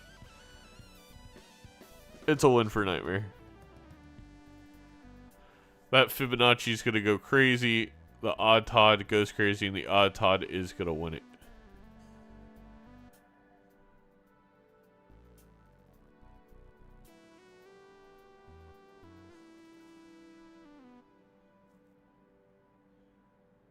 And GG. Find that red seal jack after play. I do think Nightmare made the right decision to Deja Vu the polychrome ace. Obviously, with their setup, it even made more sense, but I don't know if I agreed with Torb playing on the king. But of course, we do have to say Nightmare a little bailed out that another red seal face card showed up in a pack with that red seal jack. So not as punished with the photograph. Wouldn't have mattered there. Still would have scored 500k in a 1.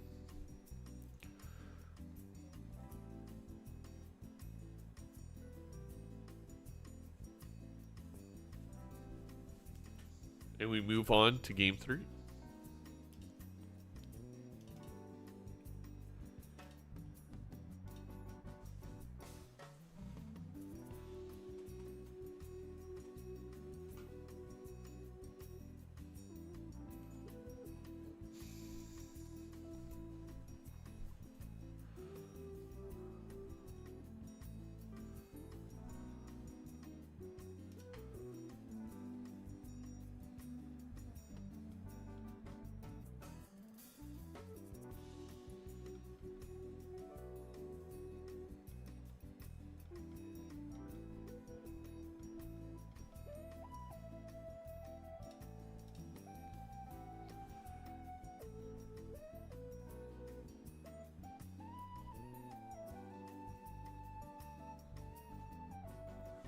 See where the other game is at.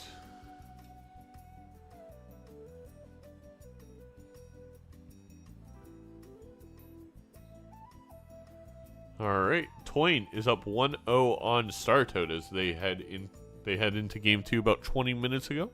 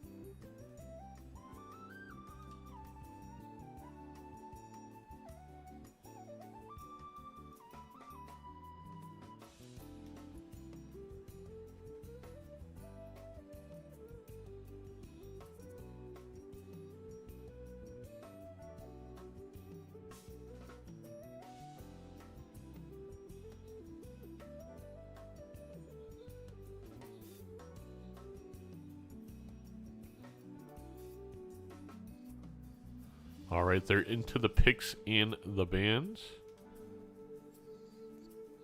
We're getting blue, black, or zodiac.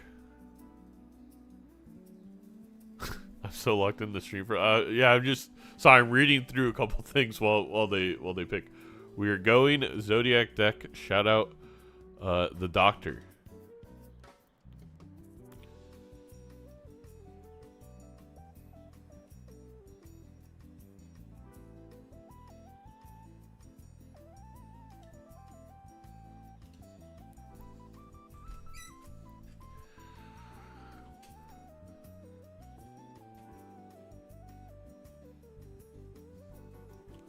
These players have not gotten a one-shot in the small blind a singular time. It has been brutal. I think you go for the high-end straight there, to be honest. Wow. Torb in trouble. This is likely... Oh, it does get the straight. Similar to Nightmare.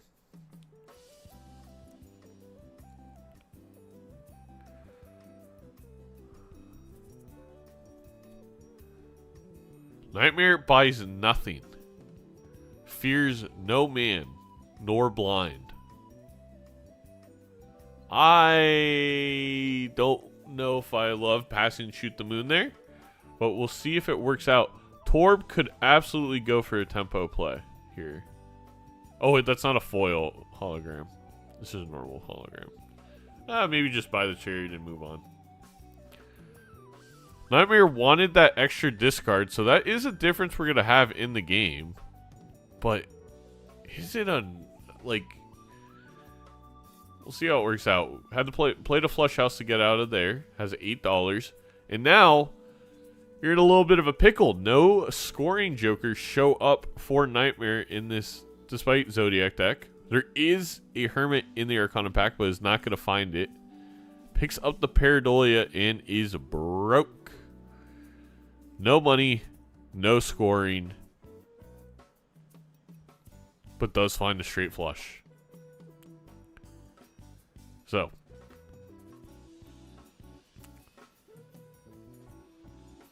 we do see a foil Chad here. It's definitely going to get picked up by both our players. That foil Chad is going to be very good for Torb for this PvP.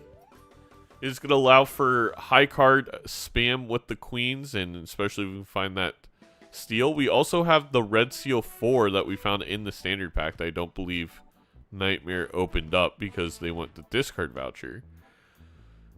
Which could lead to a $20 injection at any point. And now we have a non-stickered hologram in a duo. Wow.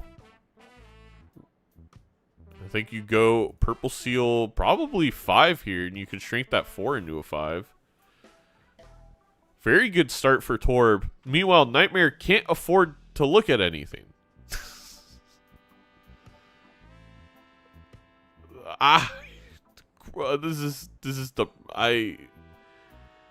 This is so sad.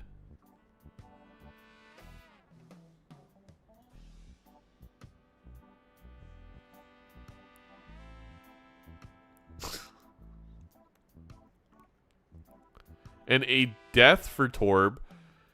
Now it's curious. Do you death the Purple Seal Glass? Do you death the Red Seal 4? Do you... Heck, do you death the Steel King? Is a possibility. For now, it's going to be none of the above. And I feel like with what has just happened, Torb very much is going to be interested in the tempo line. 4 clubs. That would be our third 4 clubs. He's going to pass. I understand not spamming your deck, but I really would have liked that 4 of clubs. It gets you very close to unlocking flush 5 / flush house with your Red Seal. And also helps your hologram. Death here in the Fool is going to be fantastic for the Purple Seal.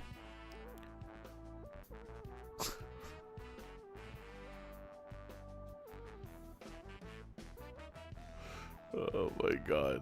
Dr. Spectred with more sass. Agreed.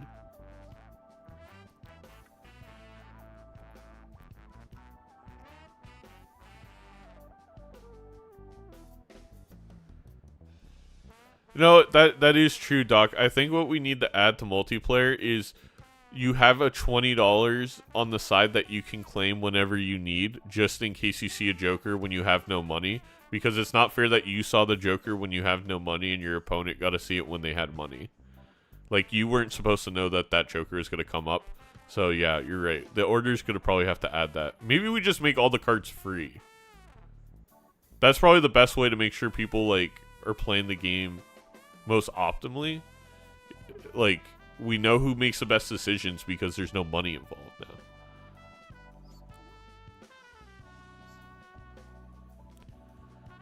Definitely hang a couple cards here. We also have a Polychrome 10 now. If we get all these to be the same suit, we can do some really cool things on Torb's side. Luckily, Nightmare is going to climb out of this economic hole due to the mail-in rebate. We are also even on discards, picking up that Drunkard. But being up a discard now with the rebate available is really good for Nightmare.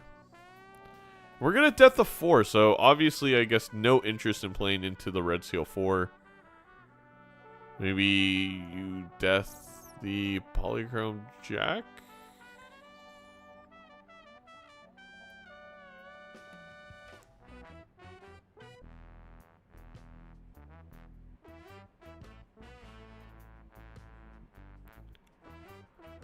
Excuse me, Polychrome 10.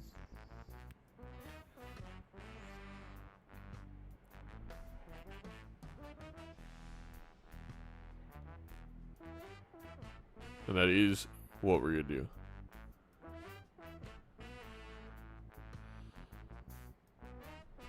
Wow. It's a lot of snowballing with the Hermits on Nightmare side. Still gonna be... Oh, it's actually caught up completely to Torb. I thought we were still gonna be a little behind. Definitely behind in the deck fixing.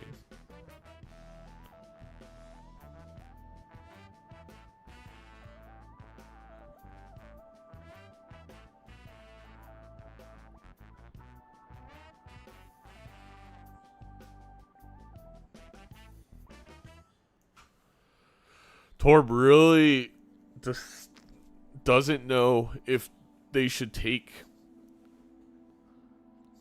this Seltzer. And it looks like it is going to be a take. Smiley face. Oh, I'm surprised that didn't stay around. Doesn't pick up the moon. Wait, oh, the glass is spades. Never mind. I was going to say, could have made a flush house with the polychrome in the glass, but actually could not have.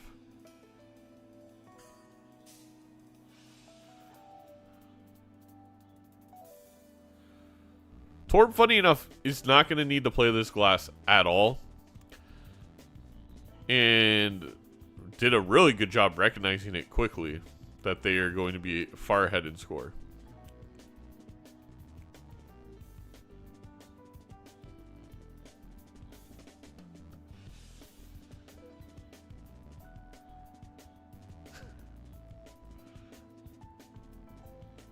We have seen every single player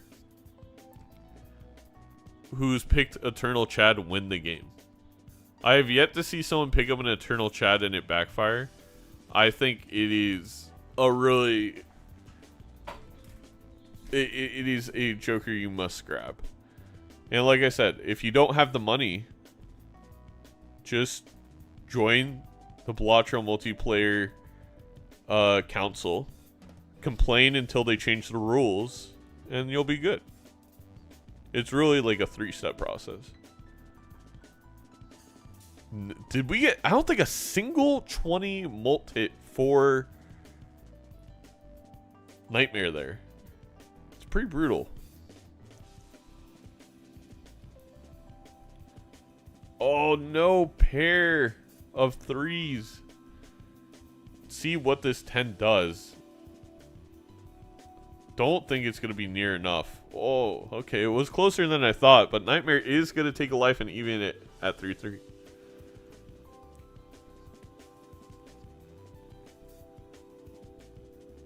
Well, well, well. I look like a silly goose now. It came back. Although I don't see the eternal versus non-eternal mattering, to be completely honest. I think we're going to be keeping this the whole game.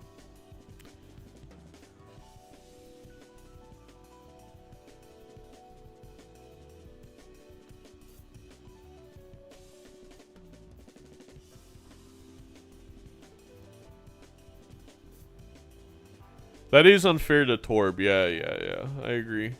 They gotta change.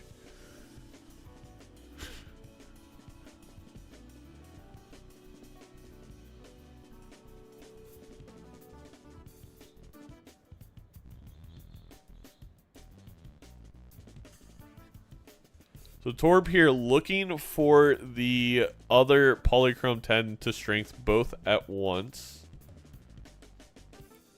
I think you could discard the 5s here, get some money.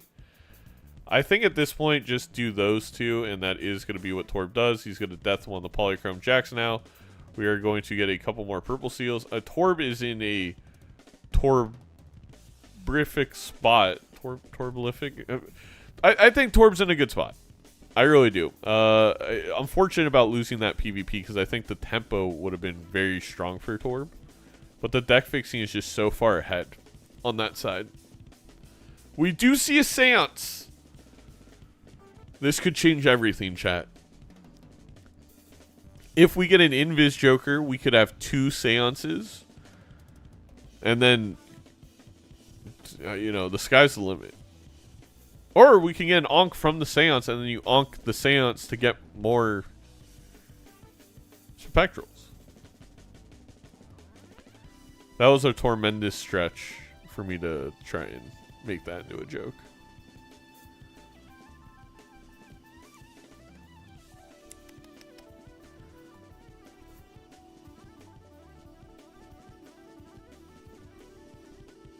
Let's see if there is a straight flush that shows up.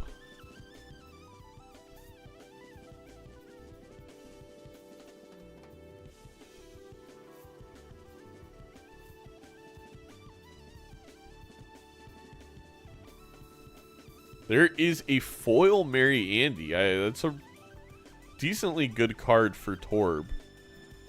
With all of the things available. But the deck fixing's already pretty far there. I don't know if we need the Drunkard and the Mary Andy.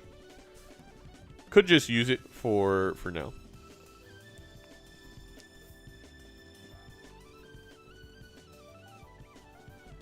Meanwhile, Nightmare is very focused into the Red Seal 4s. Decide to steal them. And to be honest, I thought this is what Torb was going to do, but I do believe the Polychrome clears the Red Seal. Well, it depends. If we see Ancient Choker show up, if we see Idol show up, what ends up being better?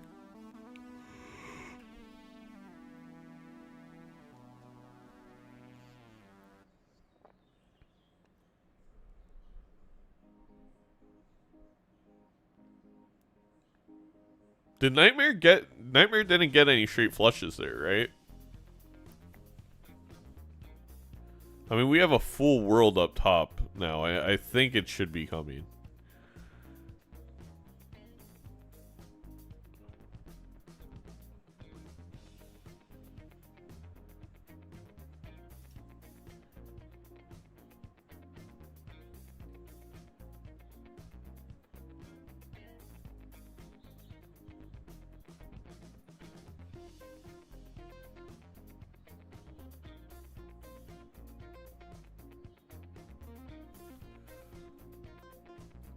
I do believe Toyn has taken down Star Toad and will be in our finals.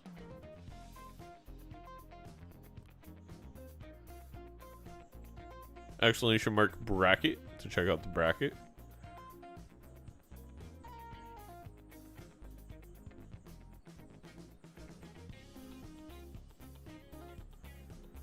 Finding this photo was huge for Torb. going to add another 4x to whatever we attempt. I think probably just going to be flush 5 with the polychromes. Gets an Emperor there. Pretty good hit. Torb is going to hit the death right away. It does allow for less cards per discard, but with Merry Andy and Drunkard, can't imagine that matters too much. So I have a couple purple seals.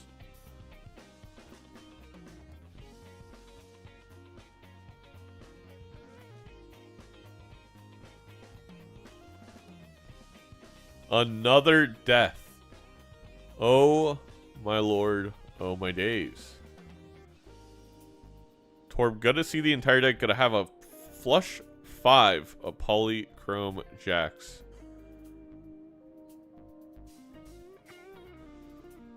Probably should have held on to... Oh, no, I see what Torb's doing. This is really smart. Gonna play all 5 now. There's no steal. And then gonna find the purple seal here. Bottom decked 1 jack, so minus $5 for Torb, but plus 591,000 points. Flush house for Nightmare with a couple of red seal steal. Not gonna do much. Now Nightmare in a little bit of a sticky situation. You know, has all the red seal 4s, but has a Chad that works with them, but there's not much here. And finally Nightmare finds the class purple seal 5 that Torb found how many antes ago. And now the polychrome 10.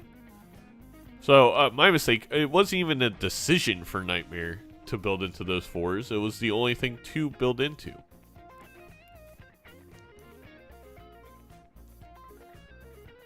Very interesting.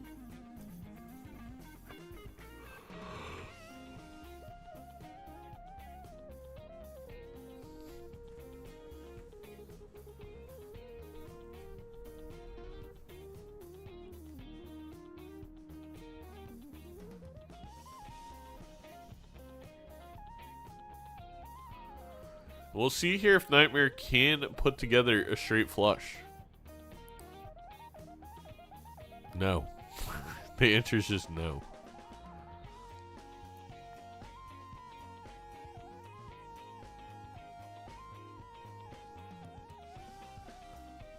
The Nightmare is going to move into 5s due to that glass purple seal.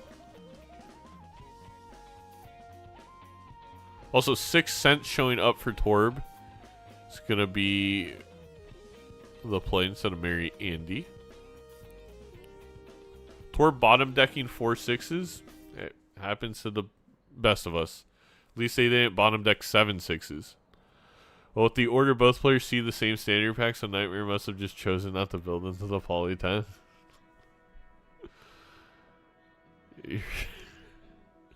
You're right. So we have to change Balatro. Okay, write this down. Can someone write this down for the council? So every shop should have 1 Arcana pack, 1 Spectral pack, 1 Standard pack, and 1 Celestial pack. And again, these need to all be free because you can't, if you don't have money, you can't look into them all. So it's not fair if your opponent looks into one and that pack happens to be better early on.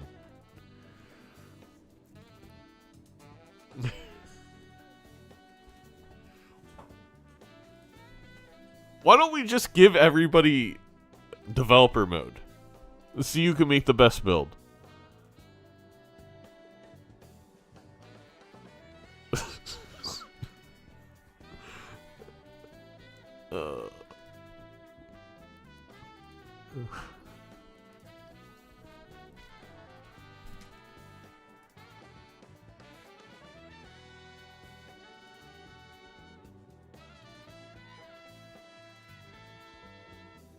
What, only for the opponent's deck? I love that. Did we bottom deck the 6s again on Torb's side? I missed it. I was reading chat. Another death. We did. Of course we did. I honestly, if I'm Torb, I debate deathing a 6 here. You're never going to do it. Nah, you definitely do the jacks. Because we don't get full draws. That's why we're deathing the 6. I will say one thing on Torb's side. You really, like, they were Hierophanted jacks because of playing in the Shoot the Moon early. You really wish those were luckies, steel, heck, even gold would be better than bonus cards. And we've lost out, like, because they're not lucky, we've lost out on a ton of potential money that we could have had. It's not a huge issue because they're still gold sealed, so you're still making plenty, but there's that. And then the fact that Nightmare has so many of these Red Seal steals. Each Red Seal steal is 2.25x. It's not nothing. All right, let's go into this PvP. What I will say is nothing is kind of this photograph for Nightmare because we don't have any way to play into base cards. We get a 6 finally. Of course, in the PvP, probably when you don't want it. And there is a Chariot, so we can use that Chariot on one of the Polychrome jacks. We also get a Hung Man. You could also use the Chariot on this Red Seal 4, but I don't think we can hold on to it.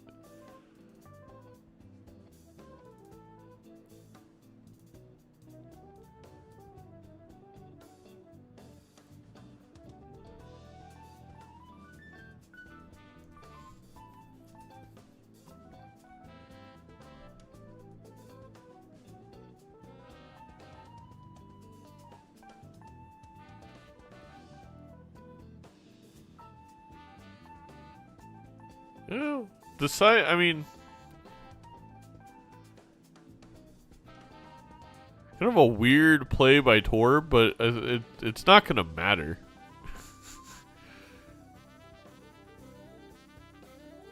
They're going to take it regardless. Actual very important Nightmare buff there from Torb. Except for the fact that they didn't have...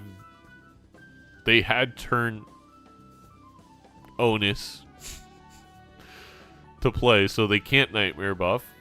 Glad we didn't sit here for an hour. No Flush House for Nightmare is quite literally a nightmare as we head to 1 life. Torb up 3-1, up 7 Polychrome jacks.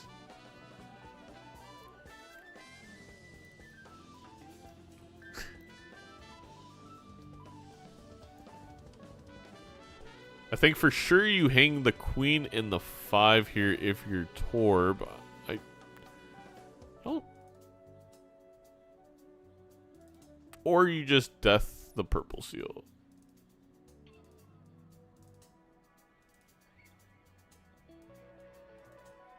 I guess Torb keeping a lot of 5s to have a decent secondary idol hit.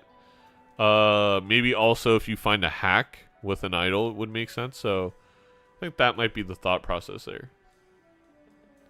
Are there 2 players? Yes, Alp. This is multiplayer Balatro. You have walked into something beautiful.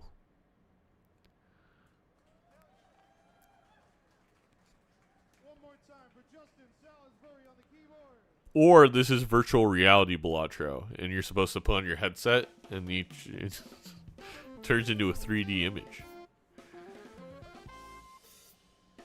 They are playing against one another. Someone send Alp some material about multiplayer Balatro. It's going to be a lot to explain.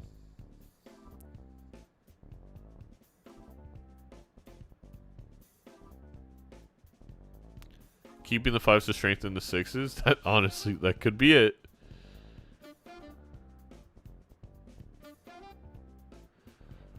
Another flush 5 for Torb.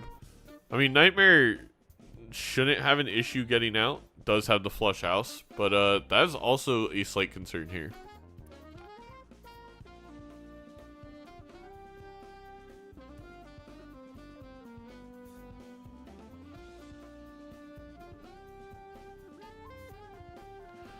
The real story has a World Series of Balatro ring. Don't listen to him.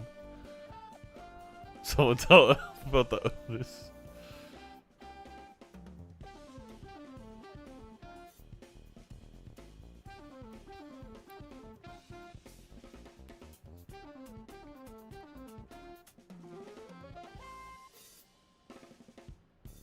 Nightmare shaking that polychrome jack.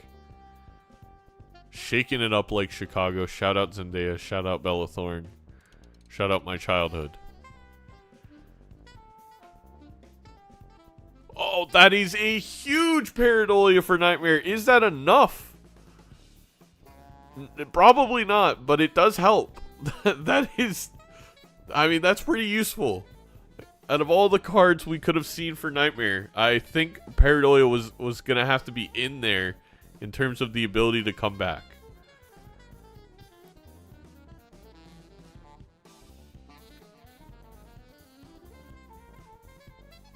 An Ectoplasm, not the worst hit. Obviously, we want the Deja Vu for the Polychrome, as Thomas is saying.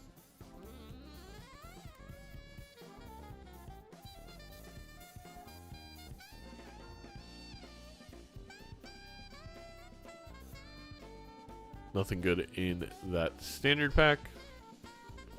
Just a pretty standard pack.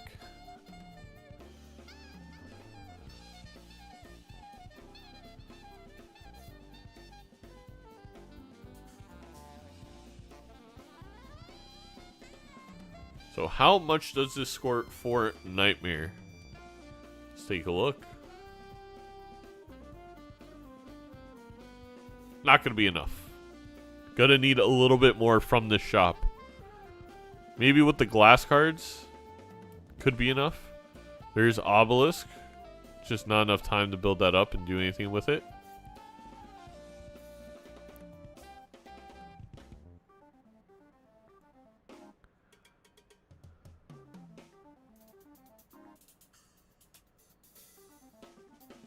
There is a Fool with the Death, which is really good.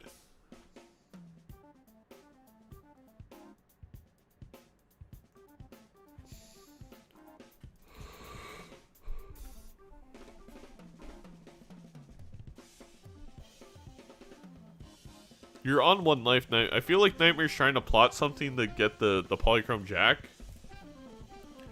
But you have Pareidolia and you're on 1 life. I feel like you gotta take the Fool here. And just make sure your whole hand is full of Red Seal Steel. We'll see what Nightmare decides.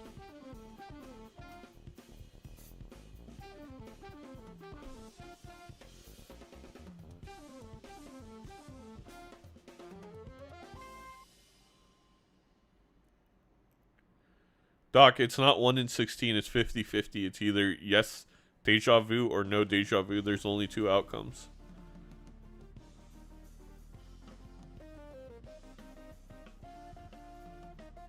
I also found patterns in stat class. I didn't read.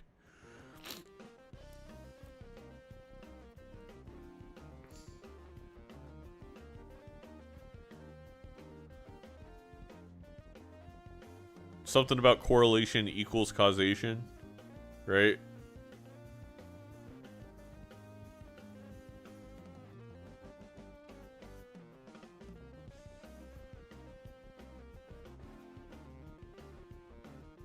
All right, for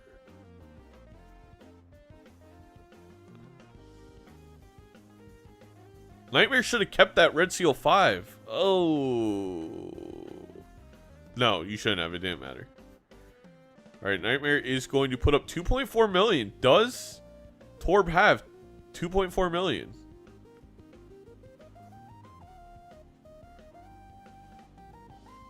No. The Red Seal steals, making the difference, and Nightmare making the correct choice and taking that Death Fool. Without that Death Fool, I don't think Nightmare gets there.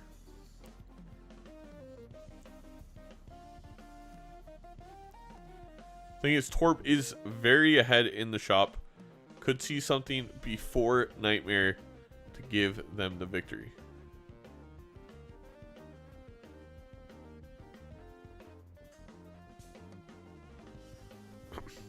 And again, Torb still... These Jacks are still Hierophant. Like... There is the hack! Oh no! Is Nightmare gonna find that hack? Is likely gonna find that hack before PvP?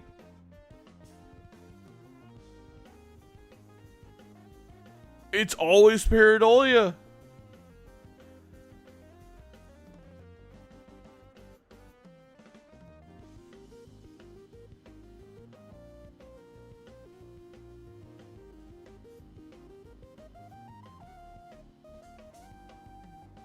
That is good for Nightmare. It's incredible for Nightmare. It's game winning for Nightmare. There is an Onk from the Sixth Sense. But can't Onk anything here if you're Torb.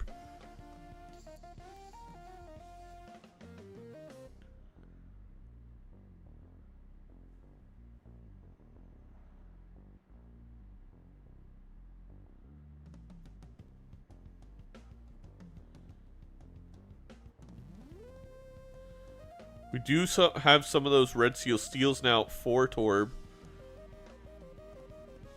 But the hack.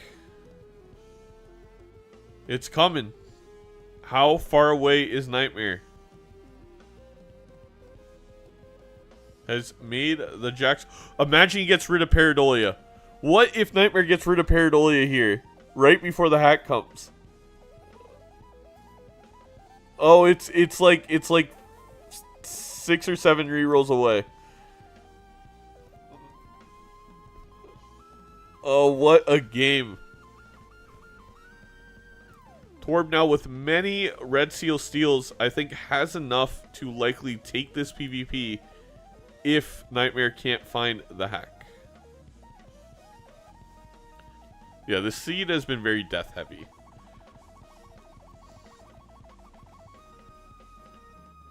There is an Emperor. The Emperor has a Fool for another Emperor. And we cycle.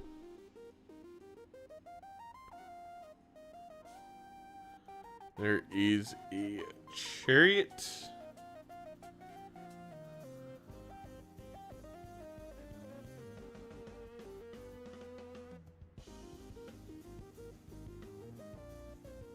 Nightmare just played a hand wasn't enough. It's gonna be fine, but I feel like either wasn't expecting it to be that close or was trying to perfectly get that close.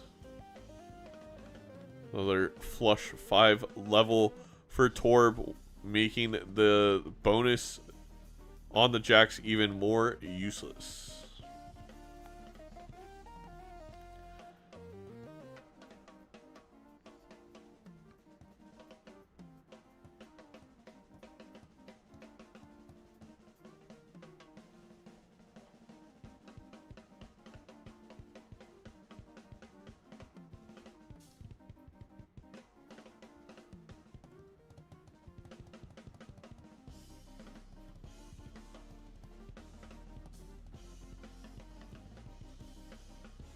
There is a death. There is a hung man. Nightmare's gonna see this hack.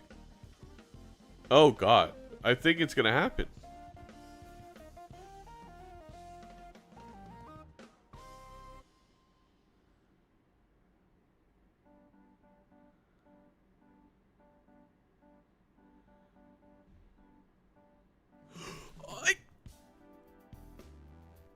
Wait, he got rid of the Pareidolia instead of the business card.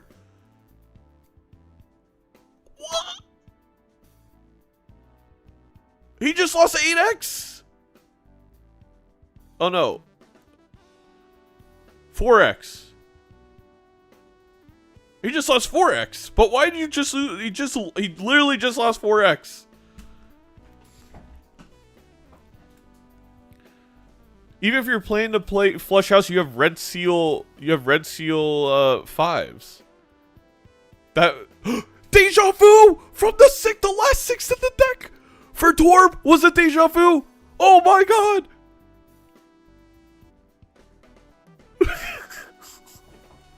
I'm gonna pass out. The last roll for Nightmare was hack. The last 6 in the deck for Torb was a red seal.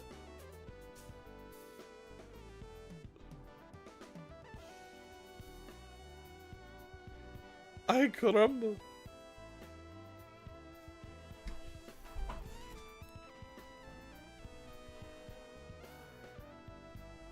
I do think Tor made a mistake there, deathing the red seal jack instead of deathing. Oh no, that makes sense. We really should have had one of these be steel at this point if you're Torb.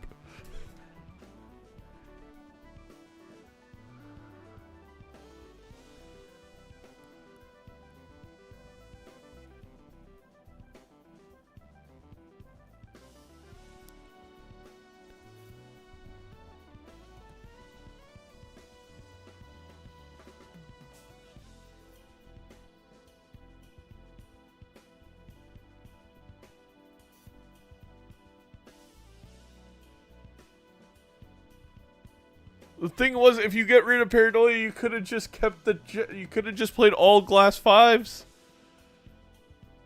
Oh, we didn't have any red seal 5s? I thought we strength a 4. Oh, that's my bad. But still, I still don't think that was the correct play. It ended up not mattering too much for Nightmare. Well, what a clutch red seal. I mean, that was another 4x for Torb. What a game. So it's going to be Torb and Toyne, if I'm not mistaken.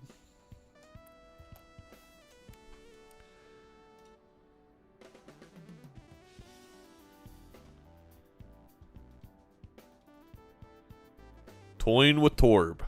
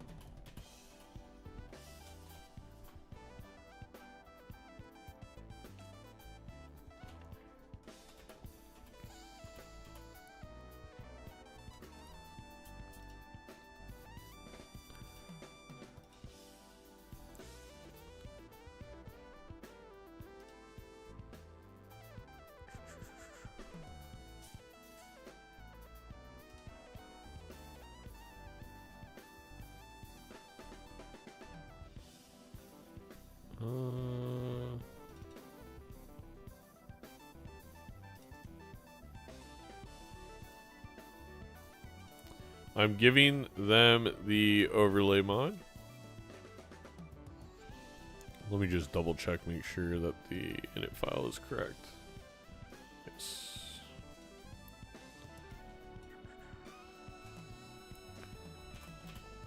Your exact in-game multiplayer names case sensitive. Alright, well, let's get ready for our grand finals.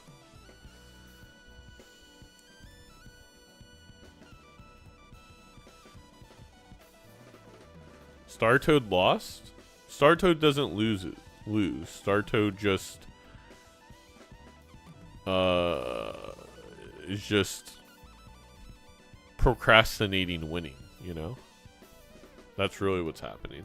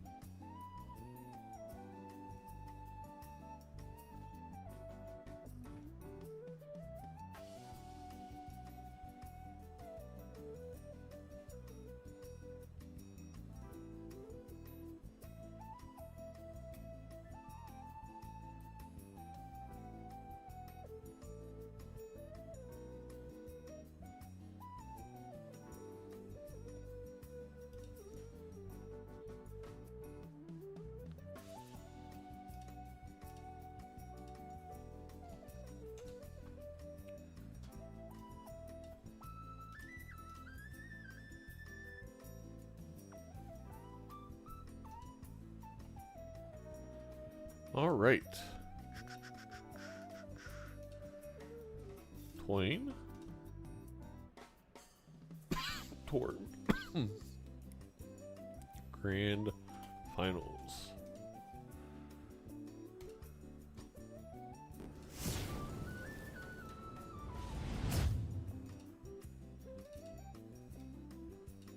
Twain. Oh wait, what's Twain's Twitch?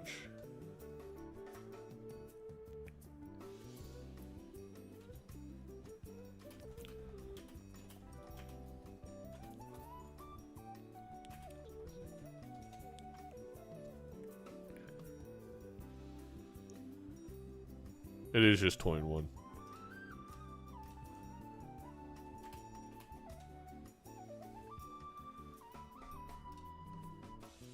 Well, there you go. We got Twain, we got Torb. They're taking a quick water break before we head into this best of 3 Purple Stake Grand Finals.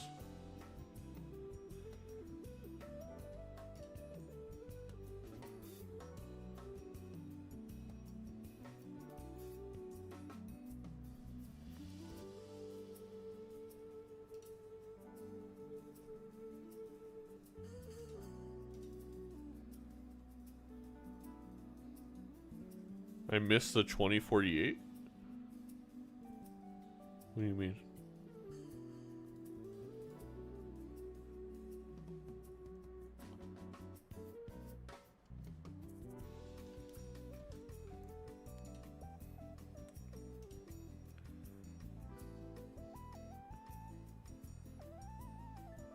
Twain 1?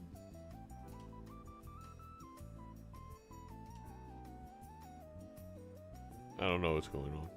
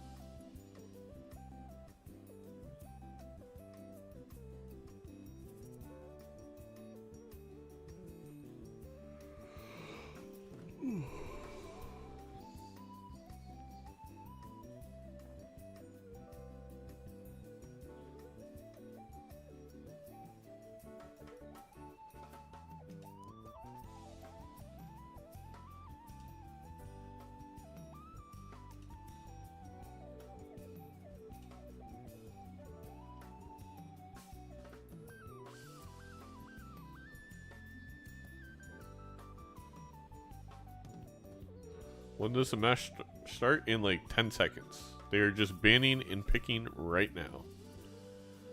Torbs has banned Plasma Nebula, Green, Abandoned, and Checkered. Let's see what 3 Twain pick from.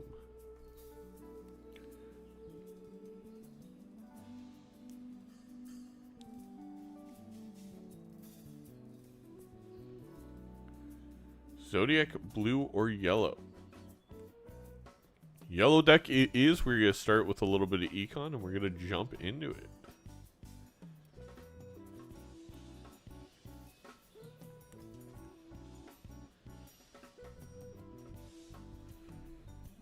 We got Twain versus Torb. Twain had to take out Sartoad to get here. Torb taking out Nightmare. And we're jumping into this Purple State game.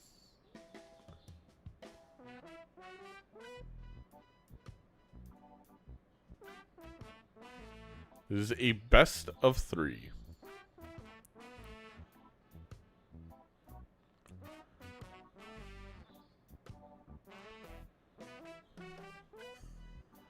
Solid straight there for Twain. He's going to be able to play a pair to get out. Don't know if Torbs sees the possibility of that straight.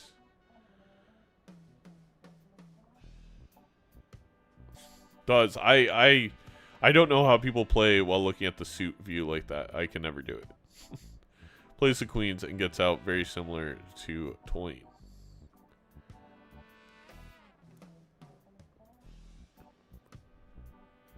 You could go crazy here and grab the Eternal Photograph of Madness. I think that's a good way. Probably not win the game, but why not? I love opening the Arcana pack to see if there's a Hermit, by the way. And Torbs is going to do that. No Hermit, but I think you get rewarded with the gold card. Torb is going to take the Eternal Photo. Let's see if that pays off. Toyn passing on it is, I would argue, a little interesting. Especially with Chad showing up. This photo is also going to allow Torb to greed the gold card, which is going to put them above interest and have them make a little bit more money.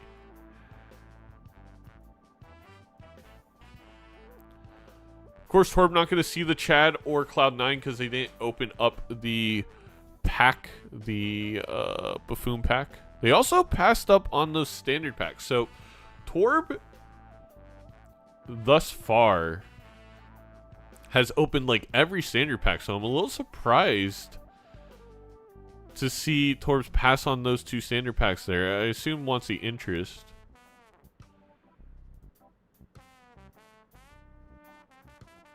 But it's going to put him behind.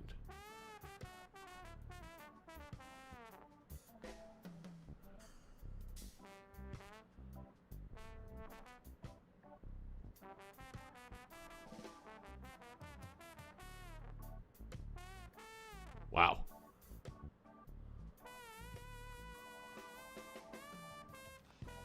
And Torb is going to die to the blind.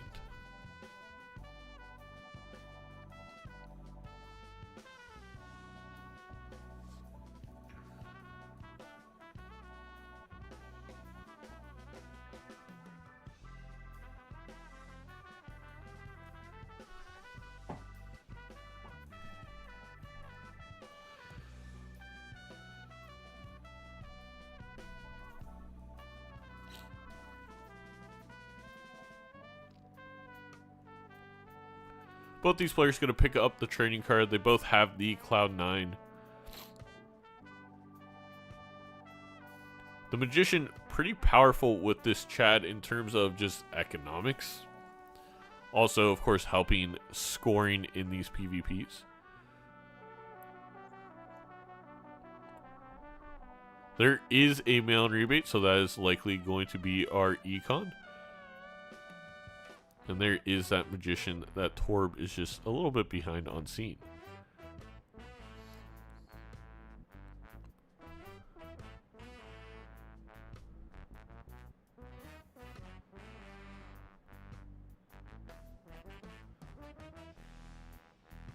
Torb gonna play these lucky cards.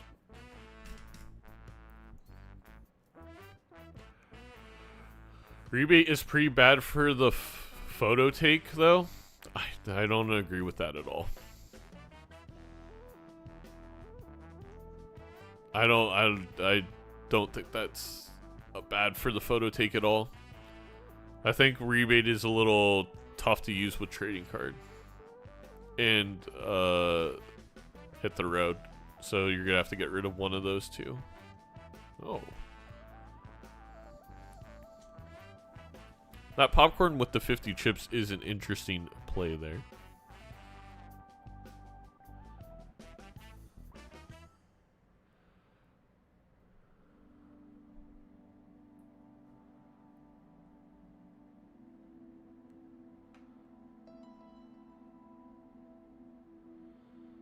There's another jack and there's an 8 here. I think they're gonna get discarded.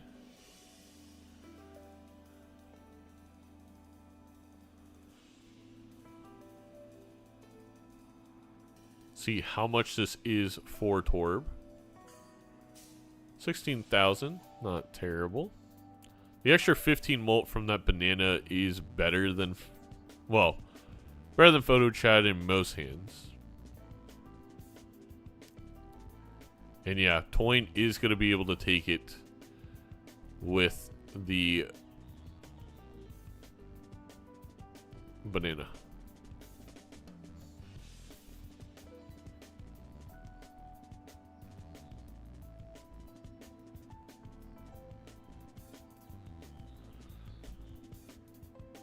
An Eternal Dice is, I think, very intriguing for Toyn at this point, up 4-2 for both tempo and econ. This game may not last super long.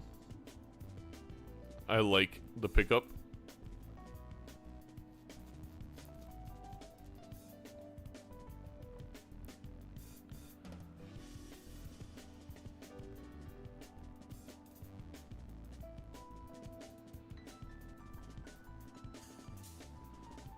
Toyn gain a lot of value out of the, or Torb gain a lot of value out of the mana rebate there.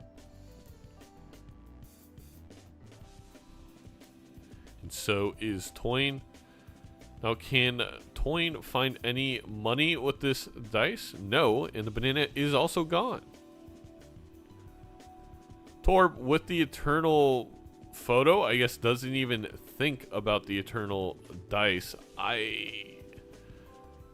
You know, it's tough, but I think it's a play I would definitely give a little bit more thought to.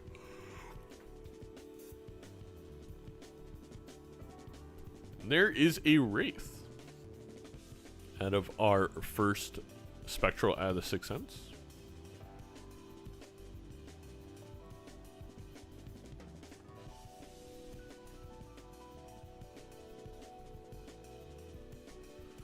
Toward really trying to find some more cards for mail and rebate. Only gonna find a couple. Also is trying to find more lucky jacks.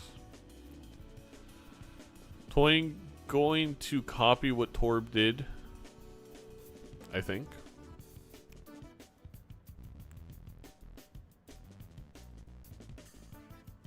There is the Seltzer, which is going to help with the photo pick.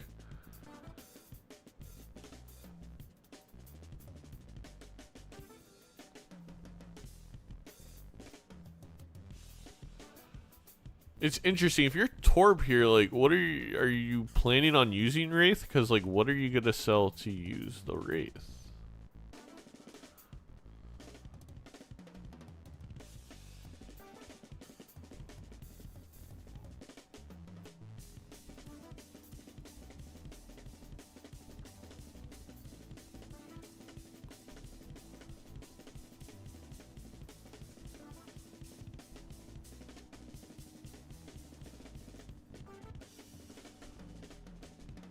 That is one of my favorite builds, Oscar. I think Lucky Cat Dice Lucky Cards is one of the most fun things you can do in this video game. So I'm glad you had fun.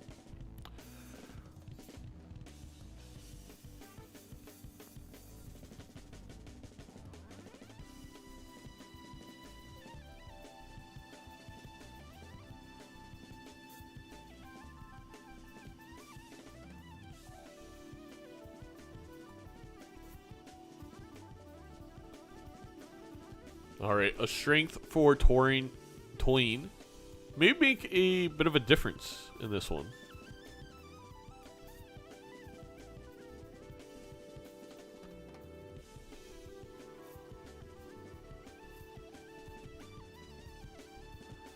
There's a sigil. That could be fantastic.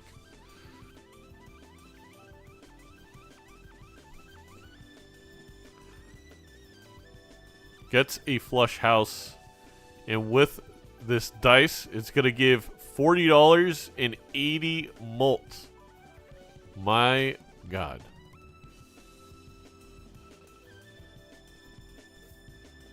And Torb is holding the world card so they don't play the 6 to get the sigil. That would have given them all spades, which is kind of funny thing that happened there. I mean, we know it's going to be a good sigil hit for Torb based on the fact that they're already built into these spade jacks, but probably just not even going to rip it. And that flush house just a little bit more with the photo versus all the lucky procs, and that is why X-Molt is very important. Some people have a football World Cup going. I already announced to my partner that my evenings are planned for August or October. I'm glad, Oscar. It's going to be a lot of fun. And so Torb, taking a life back, clawing back at this game. But obviously the money strongly in favor of toying with this dice, this seltzer, this Chad. A face that's scary. I think you just sell out of that Wraith, and that is what's going to happen. A Dusk! Which is going to snowball into even more money.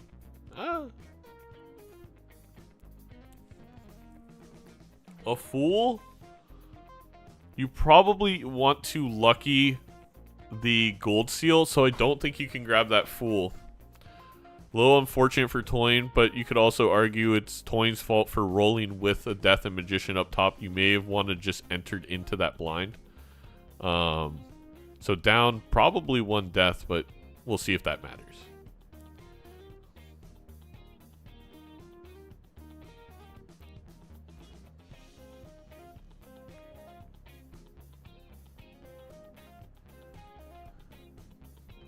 There is an Ankh, which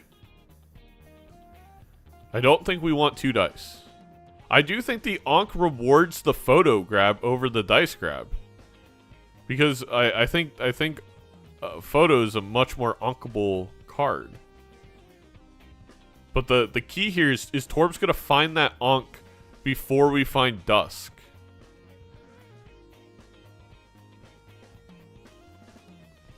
Ah! We grabbed the Acrobat! Never mind!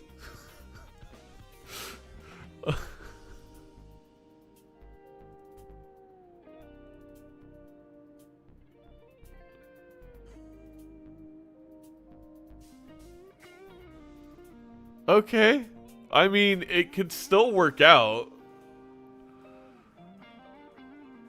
Oh, we're not... I mean, we don't have 6 cents anymore. We're not seeing the Ankh. Wow. Okay.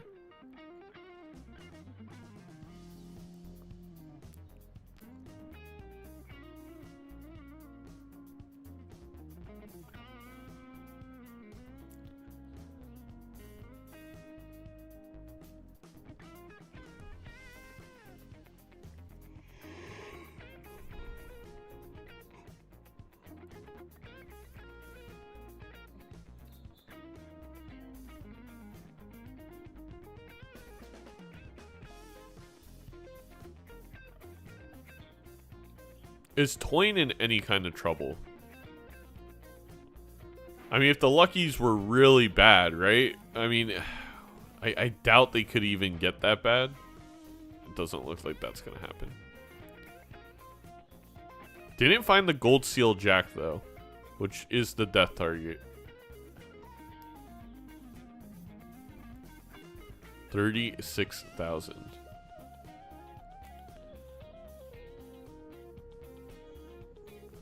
Another Magician. And we do have the Magician Death for Torb. But no Dusk.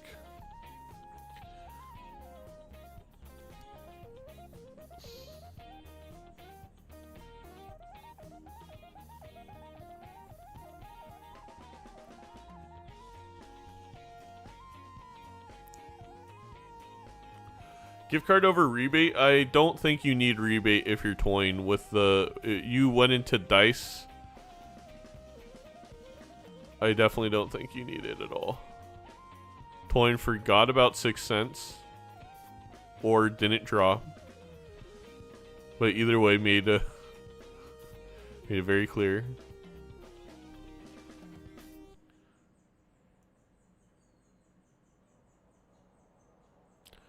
I do think a death on the King Steel here for toying is possibly...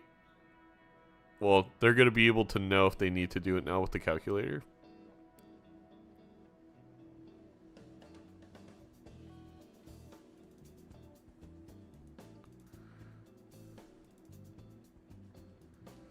See if the Luckies hit before the photo.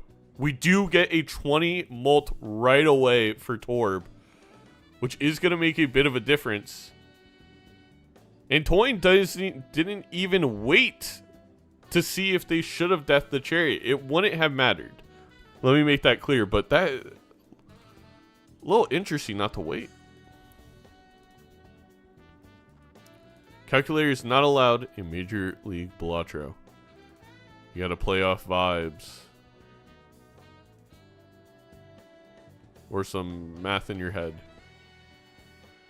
That could have been the opportunity for Torb, but of course, sold out of the 6 cents early. Didn't even find the Ankh. Now with the Eternal Acro as well.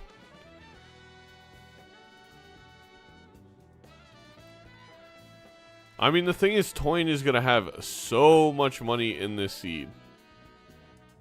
I'll be very curious to see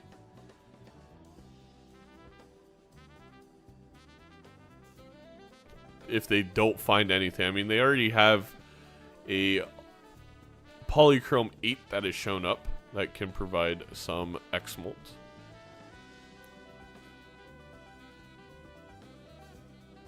There's $110 from that Dusk Dice combo.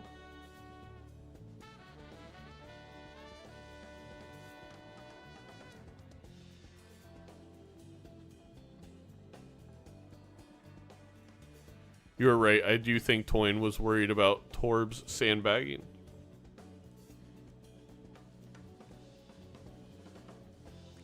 You know, for Torb, that's not bad either. Also ends with $104 without the dice. Although, again, at this point, Torb is basically an anti-behind. We do see a loyalty card as a possible pickup.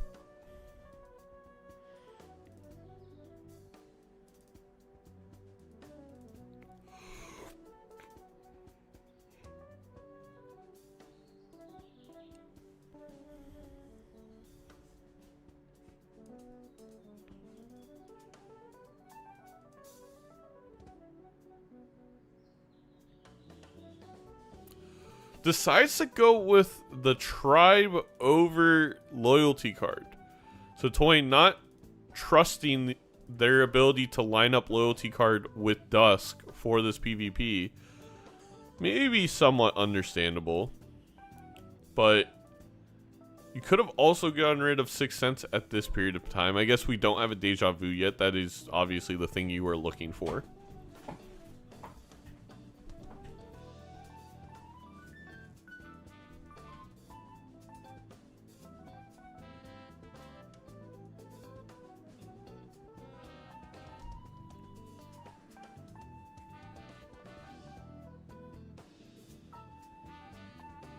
That is true, Thomas. You're right. Line up loyalty card would cost you a lot of money. That's a great point.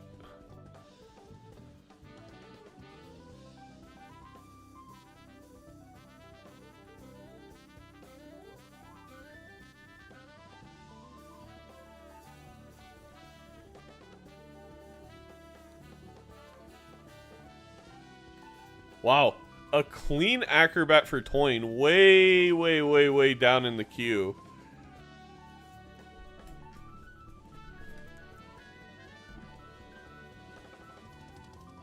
And then also a trio, which you could just take over the Acrobat instead.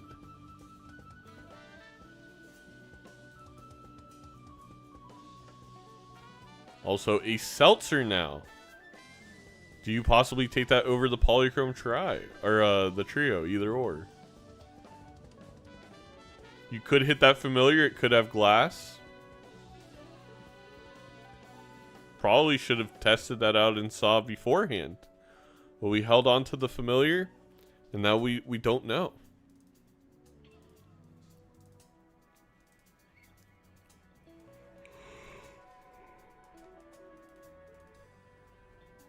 Why would you ever... I would definitely not do that because...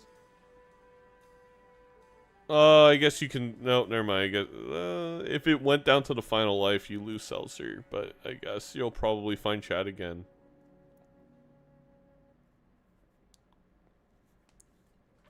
Just like you were all saying that we would find photo, right? Right, chat? Wasn't everyone saying how terrible move it was to grab the eternal photo? And with all this money, we've surely seen like 15 photos by now, right? Well, chat is everybody. Thomas. If you don't want if you don't want to be thrown into that bucket, you need to tell your fellow chatters not to say that. That's true story.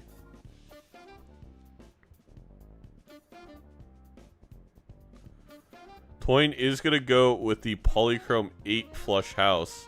And it is going to be a lot of points. I don't even know if Torb is going to be able to get there. Also, didn't Torb have a Steel Death? What happened to that? Did we prematurely... I feel like I definitely would have carried that in the PvP. Did we use it in the big blind?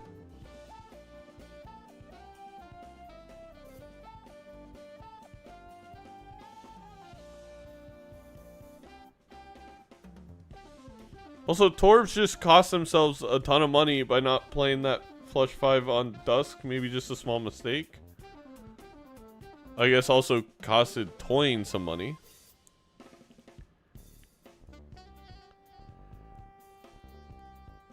Could be a way of thinking about it.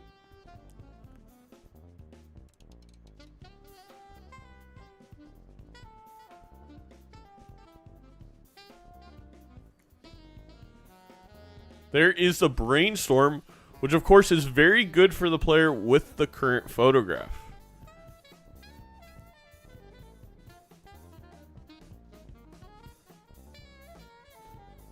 Unfortunately, Torb is never seen that Brainstorm in this ante.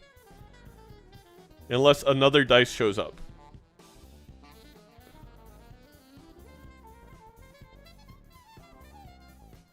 Exactly, Doctor. You know, it's all about the PR.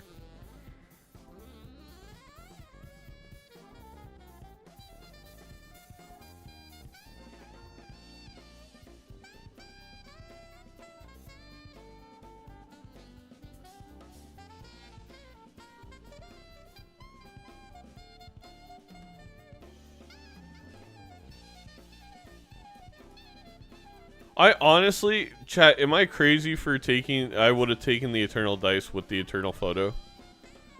I feel like the Eternal Dice in this seed was just too good.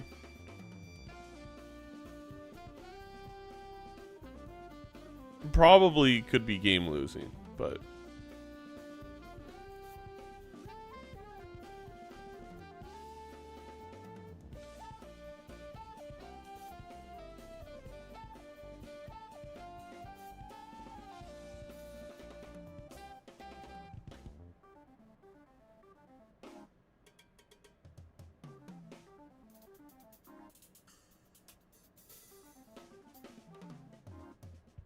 It definitely would have won. But it's so hard to make that play.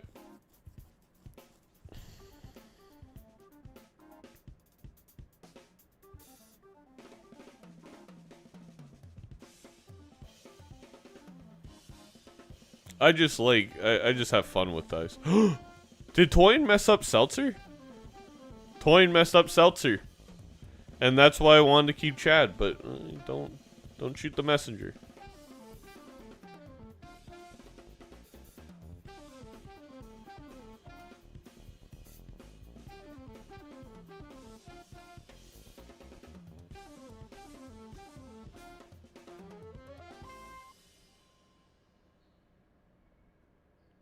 I'm surprised we're not selling the seltzer to find another seltzer. Obviously not super high percentage, but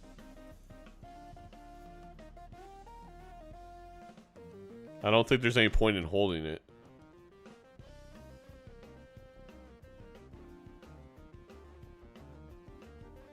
I guess it gives you turn order and it gives you money. You'd see Toyn has spent twice the amount of money as Torb, roughly. So that's about what this dice has been worth, is right now around 500. We do get a showman here for the possibility of a photo or a Chad. I don't think... Well, maybe a Chad shows up, but we know a photo doesn't. And we know a Chad hasn't shown up since it was sold for Seltzer, at least, for Toy Inside. The Brainstorm is a rare block. That's not even how it works, I think, in the order. Also, Torbs is very far behind. We just saw the Baron. We have a whole ante to find the Brainstorm.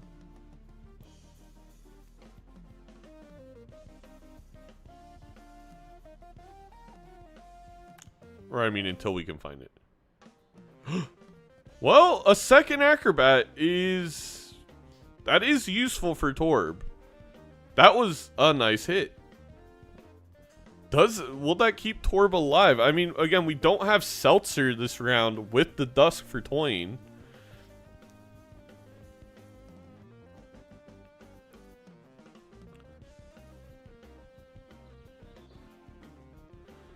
Podlift, that's where they are. So when it's fully green, they're in PvP. And then they're in the small blind shop. Then before small blind, in small blind. You know, or the boss shop, before small blind, in small blind shop, before big blind, in big blind, etc. The dots are basically where you are in the ante.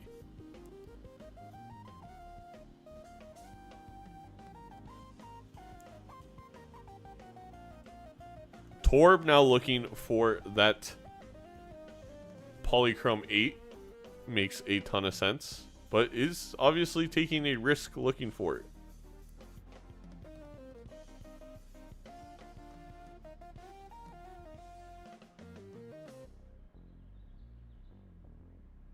Will he find it, or will he find the flush 5? He needs to find one of them. He finds the flush 5.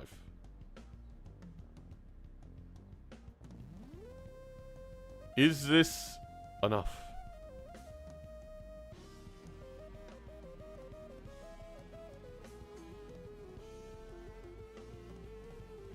$1.1 million. I think Toyn has that by just playing several flush houses.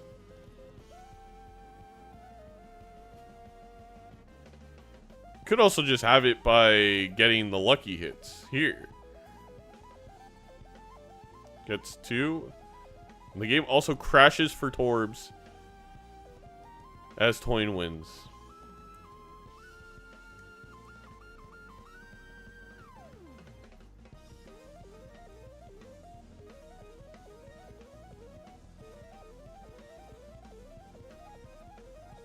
Does it say when they skip? It will say when they skip, I think, in this year in Major League Balatro. This is the old overlay.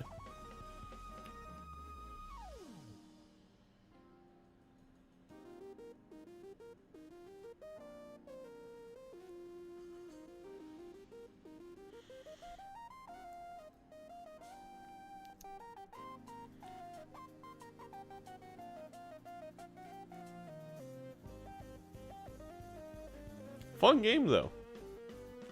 Would the Polychrome 8 have been enough? Would have had 2.25? It would have made it a lot closer.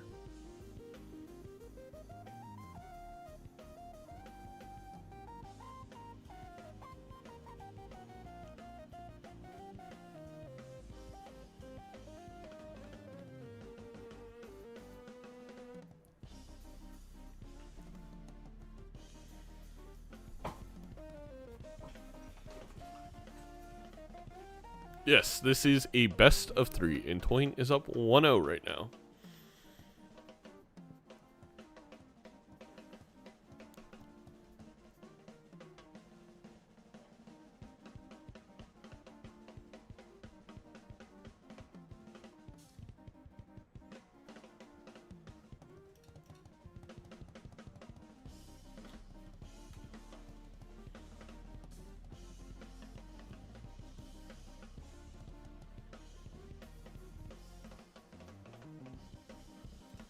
Wait for them to do their picks and bans.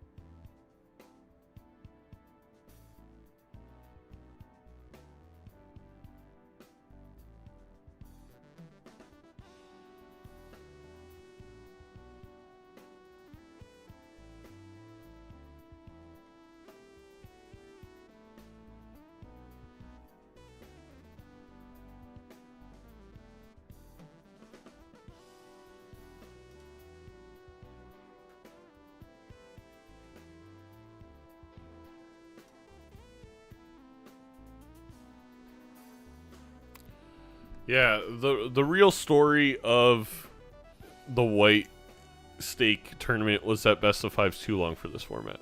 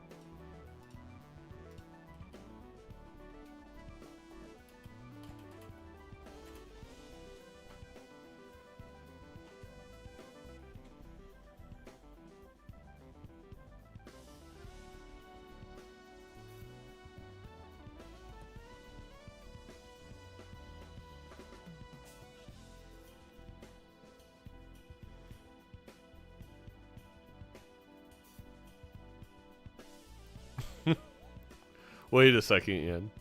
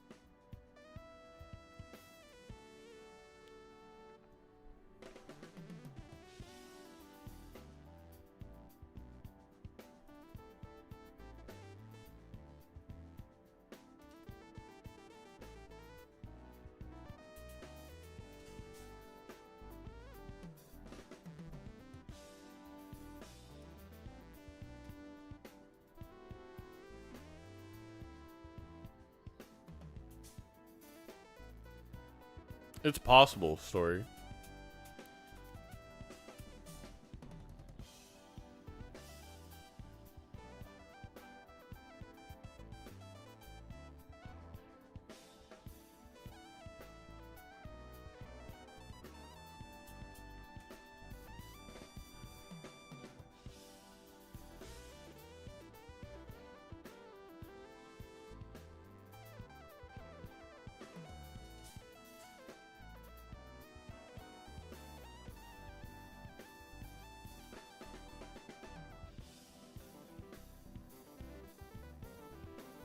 Red, magic, or blue? Curious where we go from here.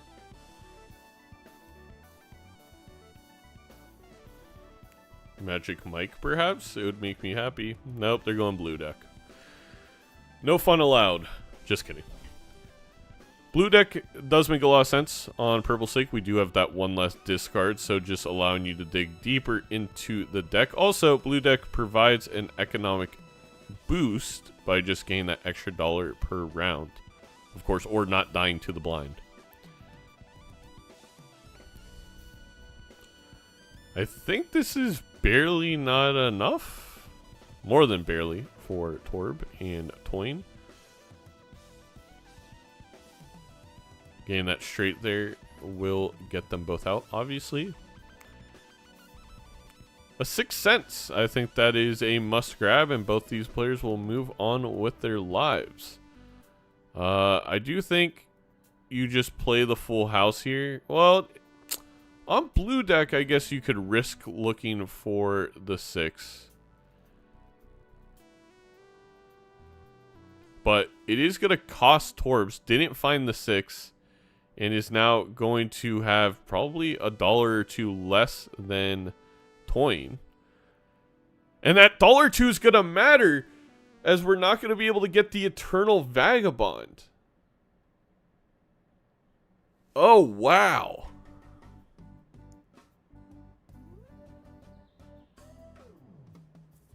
You could sell 6 cents.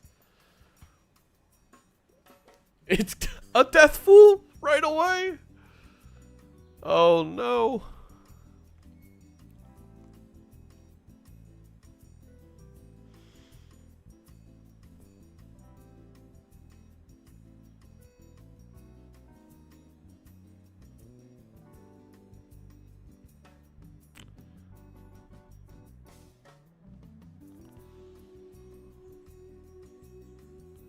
The thing is, Toyn was had a very good chance of losing a life here, but was able to finally land an enhancement to get some scoring at the last possible moment.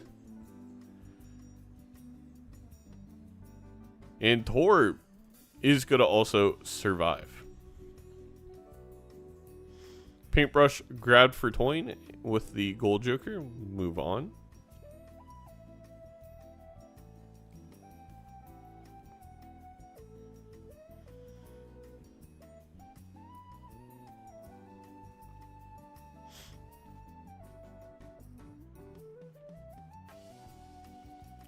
It's an Ankh for double Vagabond.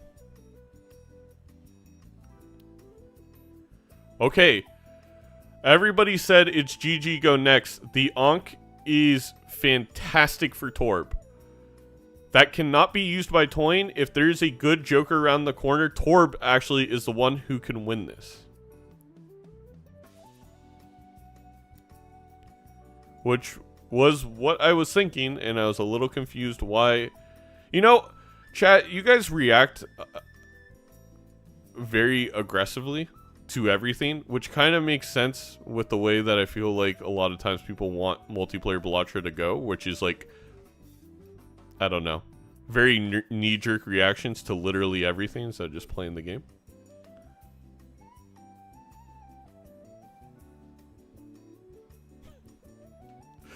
Anyway.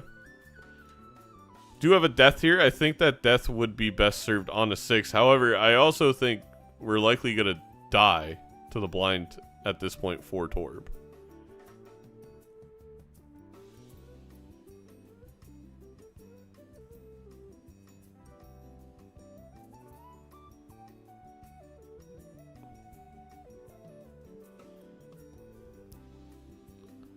Not so much an issue for Toyn whatsoever.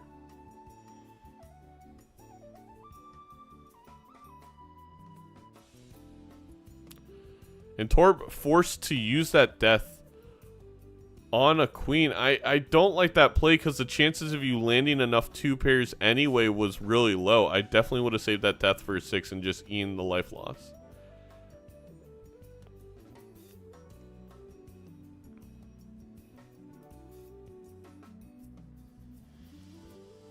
Well, there's another 2 pair. It is possible, I believe, for Torb, but very unlikely.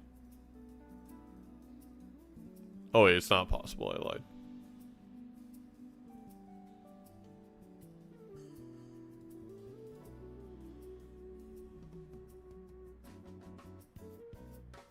And now, instead of Gold Joker, we have to pick up the popcorn.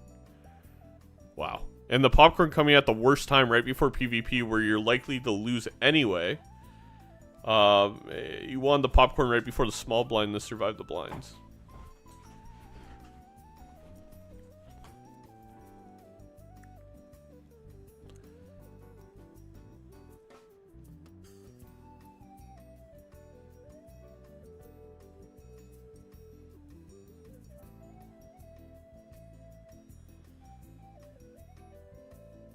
true. You could onk the popcorn. There is a Chad and a juggler, so we will be able to onk that Chad when it comes along, if we want. So very, very, very, very, very good immolate for Torb.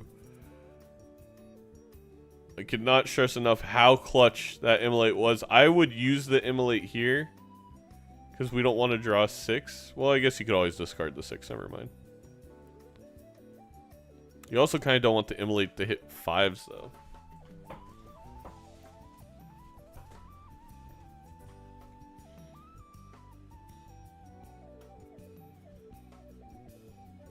And there is the immolate for Toying.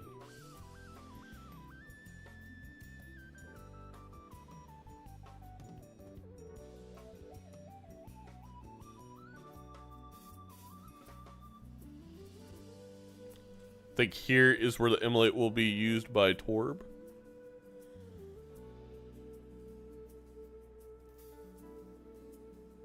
No 2-pair.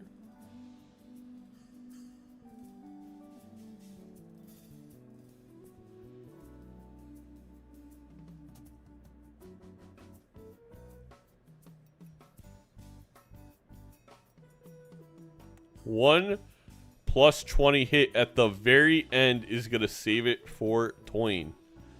They are going to take the PvP. Thought that 20 hit, I think Torb can get there. I guess it would have been pretty close.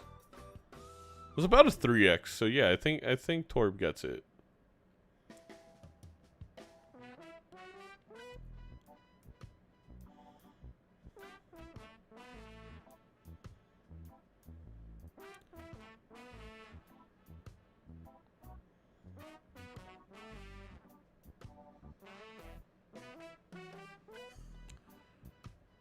And here we find Obelisk Riffraff Juggler.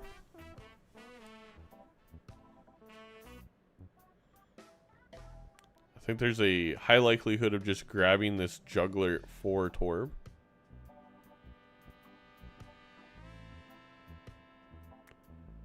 We are onking Obelisk. You were right.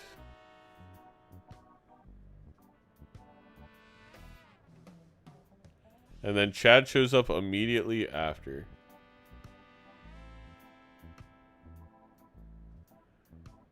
Well, what are our most played hands?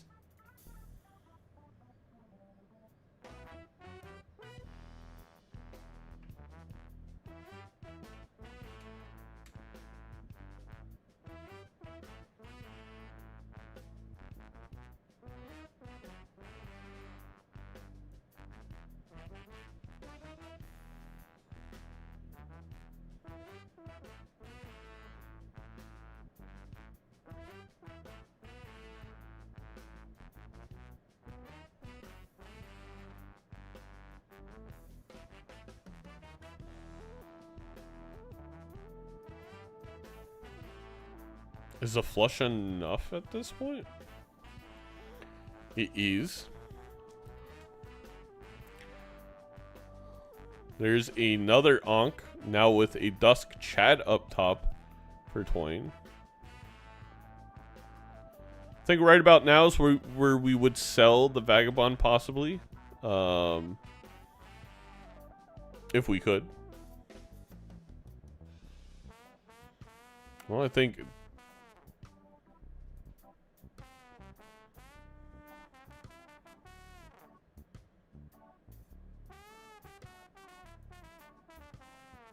You gotta feel bad about using that Ankh on the Obelisk at this point.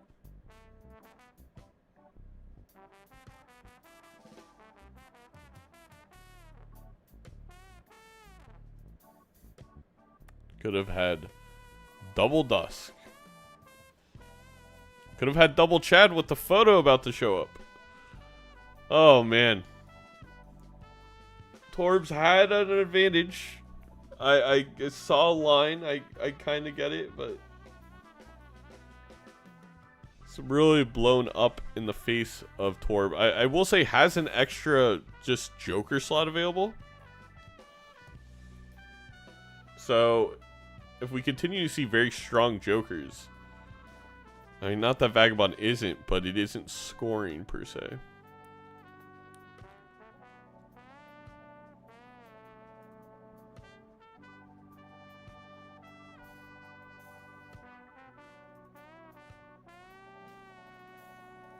Is Toying gonna take Certificate over 6 cents? I mean, there's a better chance Certificate gives you a red seal, but obviously you don't get to choose where it gets put.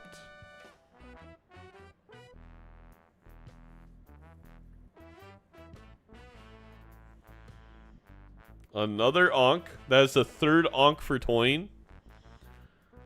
Think how many we could have had 4 Vagabonds right now on Toying's side, but instead we're scared.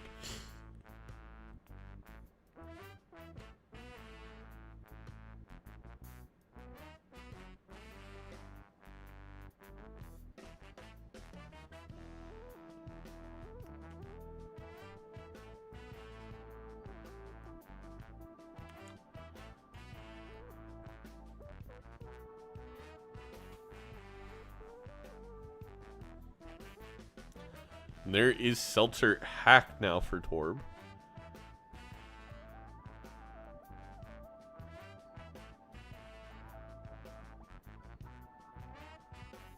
What to do here? I mean, you saw even Steven on 2 lives. I don't think you can sell out a rebate.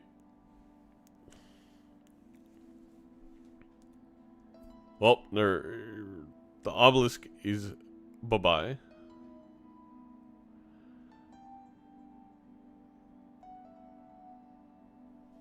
Remember when we onked obelisk like a blind ago? I mean, that's brutal.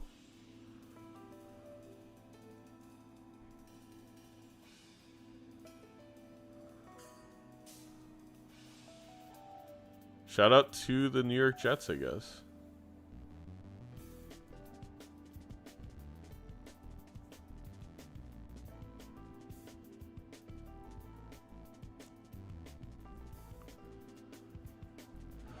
Shout out to Geno Smith also for driving. Imagine being a multimillionaire and driving drunk. Anyway, sorry.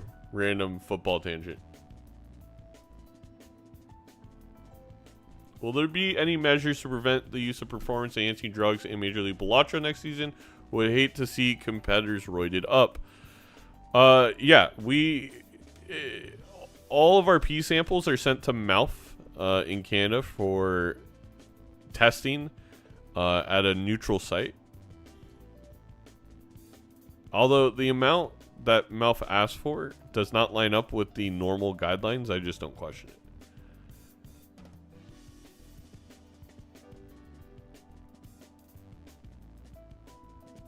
As Toying puts Torb on a singular life.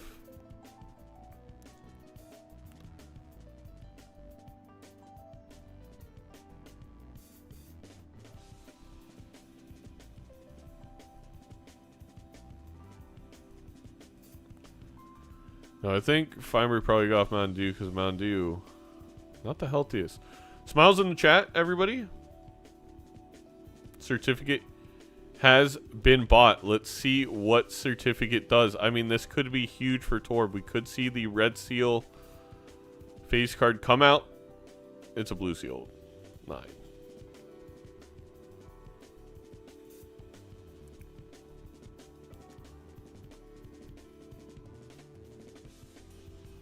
And there is a cryptid for Toying. As a great card to get because you can use that in the PvP to end this game. Use it on some steals.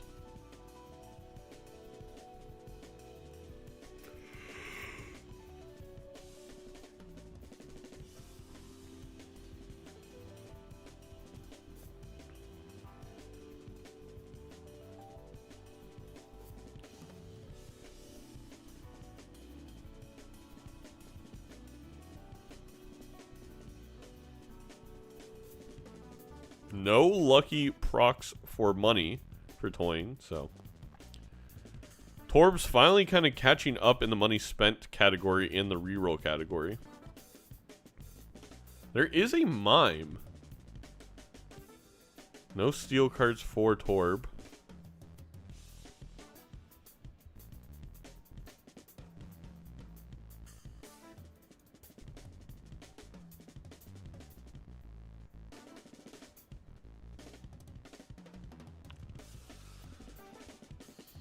The idol has shown up for Torb.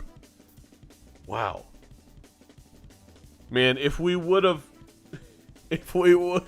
held on to that Ankh, obviously we would have used it by now. It was likely would have been used on Dusk or Chad. But the fact, look at these jokers, and we used it on an obelisk. I mean, you never know. Results oriented and blah blah blah, but oh man. Honestly, with it on King of Diamonds, maybe we only have one. Oh, yeah, we have King of Spades. King of Spades is the big card.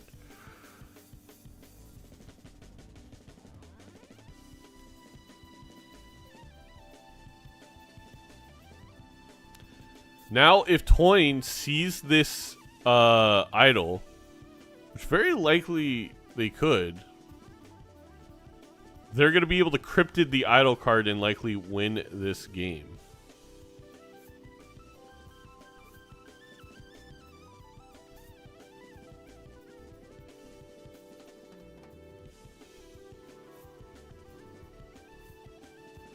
Actually, they will not see the idol.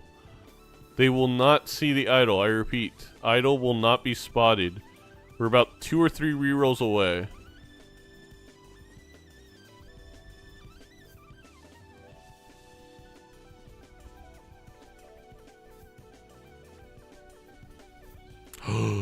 The Temperance! Maybe now we will see it. No, we won't. He's cycling. Yeah.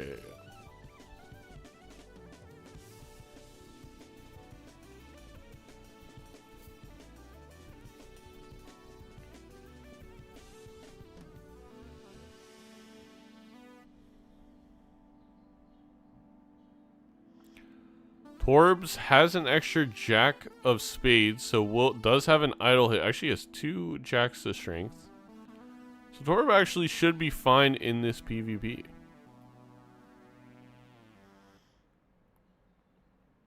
There's another mime.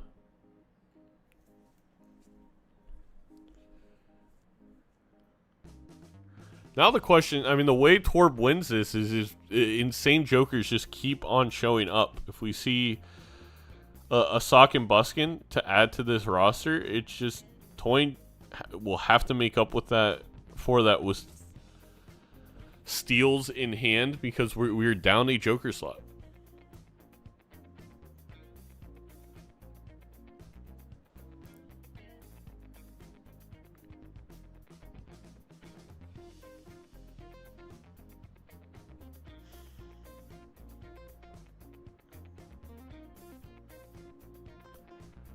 Torb gonna go for the flush house and gets it.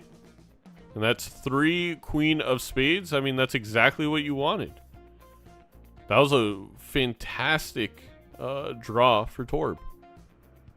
Toyne, again, it's gonna put up a reputable hand, but nothing too crazy. Could get a... Torb's not even gonna go for the flush 5. Oh my god, gets the...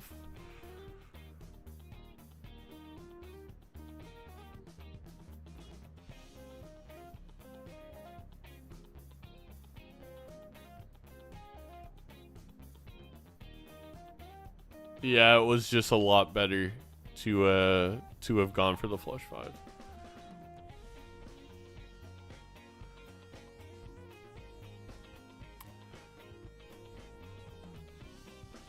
And this should signal to Toyne that something is coming up, in my opinion. Or maybe they're thinking they're just down because of the like an Oncon photo or something of that nature.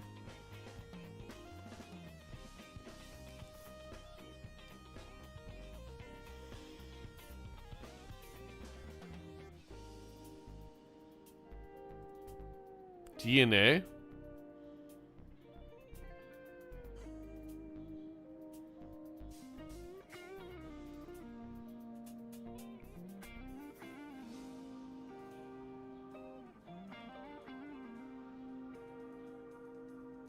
This is a disgusting tarot pack.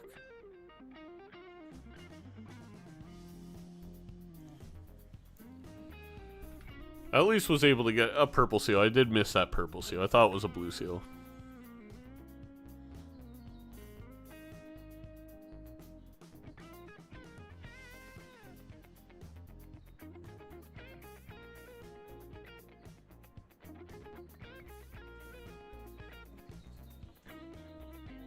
Oh, Torb making a good amount of King of Spades.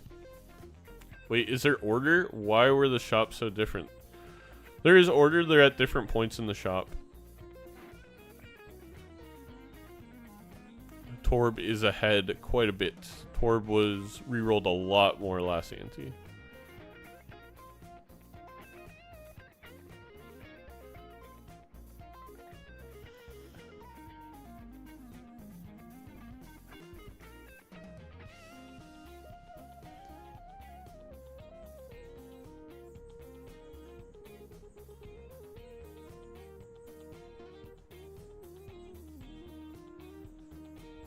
Four of a kind should still be enough for Torb.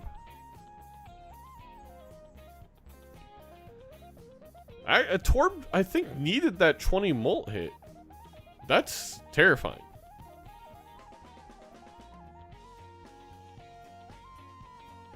A little confused by it as well.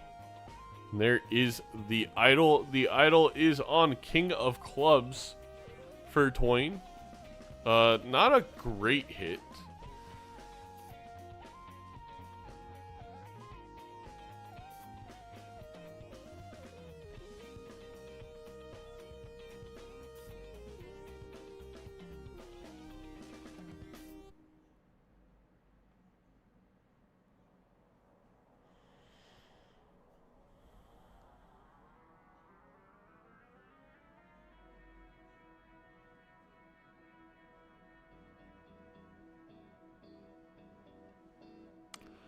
A strength for Torb again. That's like the 100th strength. I mean, no wonder Twain had so many 6s for 6 cents with all these strengths we've gotten.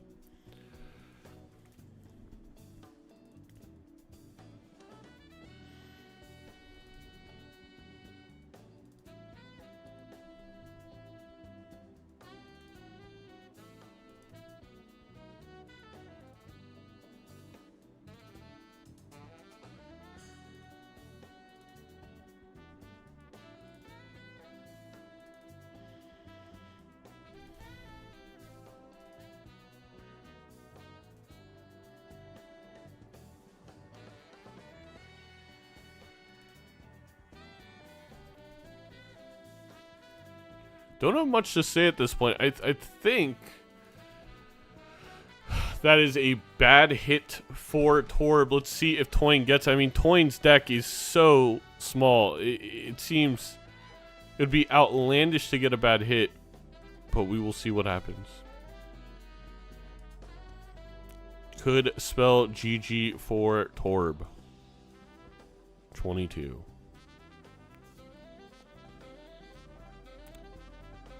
It hit Ace of Clubs. Oh my god. Alright, I mean, the idols are synced, but when you have this big of a difference in deck manipulation, there's times where Torb is not going to hit, but Twain absolutely will. That does not happen.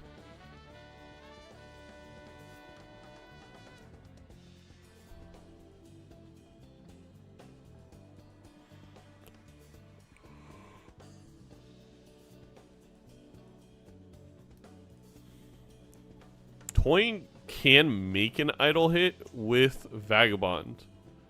You know, we'll see what Vagabond provides Twain here. But if you're Twain, do you want to risk making 20 bucks playing all these luckies and then gain no more Vagabond? Okay, and you don't get it.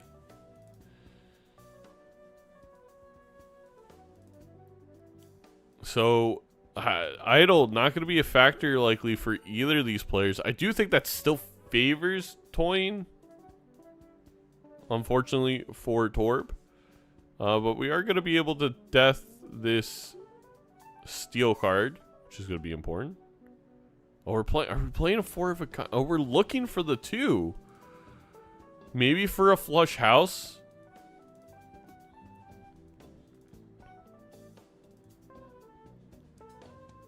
Oh my god. I mean, Torb is sending it. Trying to find the 2. It gets it. Gets the flush house. Wow. Okay. All right. That, I mean, all of a sudden that is going to allow, I think, Torb to take this.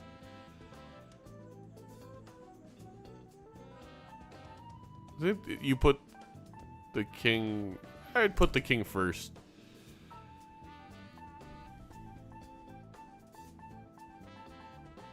I think the 4 molt I don't care as much about as gain a possibly a plus 20. Didn't hit the plus 20, didn't matter.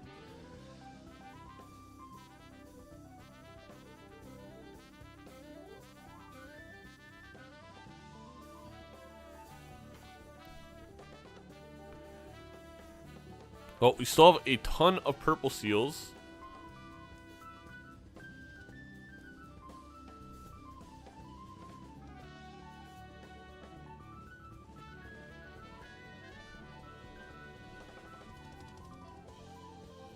I'm surprised Toyn doesn't sell the Okay, there we go. You know. See if they can get a moon card. They get a strength, but they already got rid of the kings, and I don't think they would have. Strength. Maybe they would have. Oh, they probably would have. Wow. Alright, if Toyn gets lucky hits, they win here. They do not. If Toyn would have kept the kings and discarded the purple seals, they would have gotten the strength the king into an ace, and the game would be over.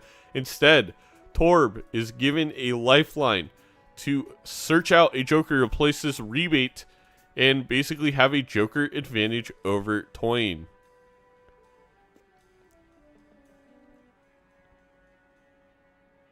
What a game. I will say, these blinds are not going to be the most straightforward thing for Torb. Did get a 10 of spades hit, so it opens up. Is there a flush house? Actually, I don't think we have a second 10 of spades, so. I like this actually to give Torb some solid space score. Plus, hit the lucky, so all is going to be good. Toyn, meanwhile, it's all about this min-maxing. It's going to be a lot of work.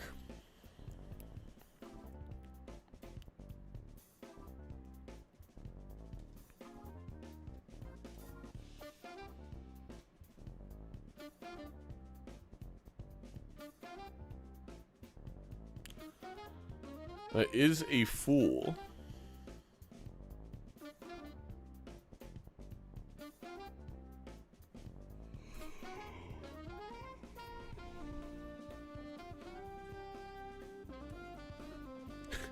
Even less possible idle hits for Toyn. It is getting insane. And we get King of Spades for Torb. I think we're going to have to skip here.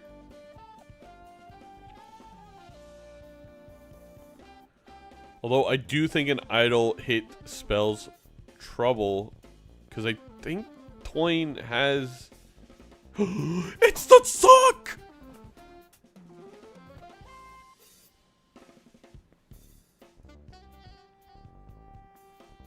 Go back and screenshot all the people who said GG when Torbs passed on the Eternal Vagabond, please. I need a list of every single name.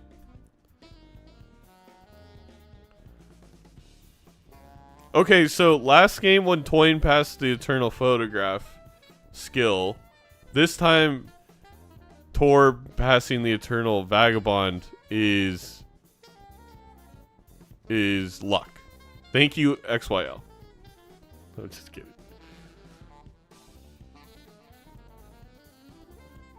Oh, Piton, we missed the rate. Thank you so much, by the way.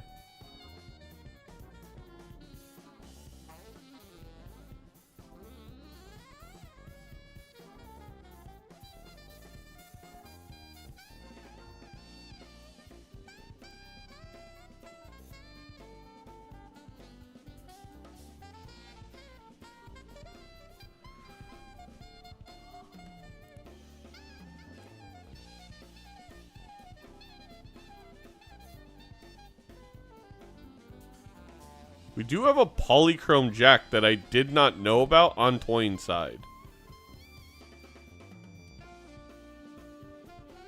As a side note. Which I do think can make up... Can it make up for the sock?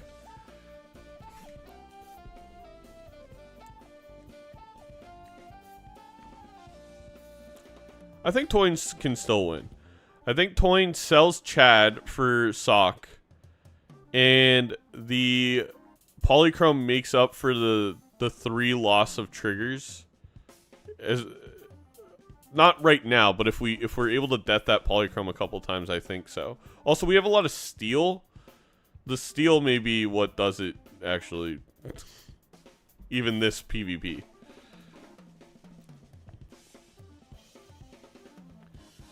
Down to Chad is down...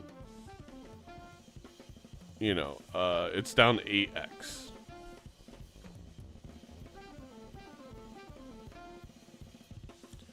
And that polychrome will be triggered 3 times, so that's, you know, 3x right there. The steals can get you the extra x. So I do think that Toyn still wins. Jack of Hearts. Wait. Is that a miss? I mean, I guess you can find a suit changer.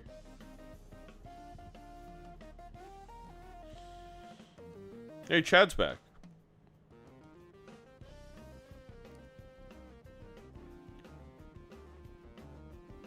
Ancient Joker instead of photograph.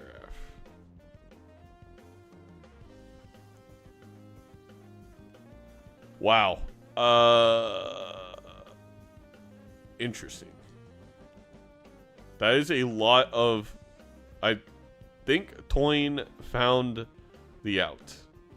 And also gets a sun card. GG's.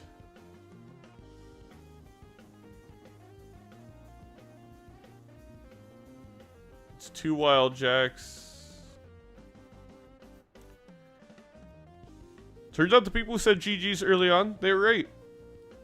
Fair play to the haters.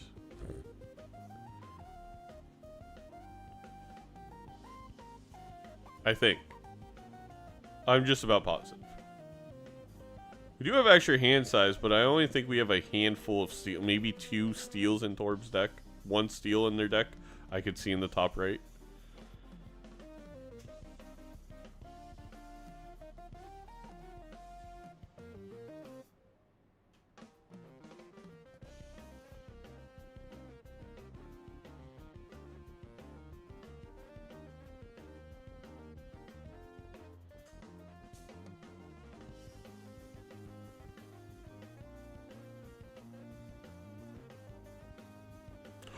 A lovers. What a freaking pool. Not that it was needed. Toyn was still gonna win. But, wow. Imagine they forget Dusk. Okay, they won't. A fool for another lovers. Ah! Diabolical.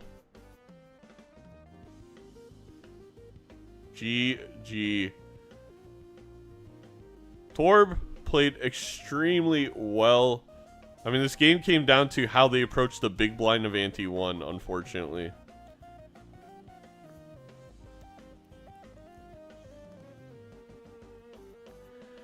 And Toyn is your purple stake champion for World Series of Balatro 2026. We will see Toyn again, hopefully, in the final tournament later on. Of course, also Toyn will probably be back for the Gold Stake tournament next week. Thank you all for watching. We'll have to get Toyn their purple stake World Series of Balatro ring. Hopefully it looks good. And that's going to be all for me. I'll be back this week doing Balatro win streaks using Disco's mod, testing that out. And next week we have the Gold Stake tournament. I will be casting Saturday. On Sunday, I think I'll turn it all over to Bean, of course, unless Bean is playing. And then I will make Edsy cast for me. And then the week after that, we have the championship. The week after that, we got Major League Balatro. So a lot coming up. Thank you so much for watching. I hope you have a wonderful rest of your day. Let's find somebody to raid on this beautiful Sunday.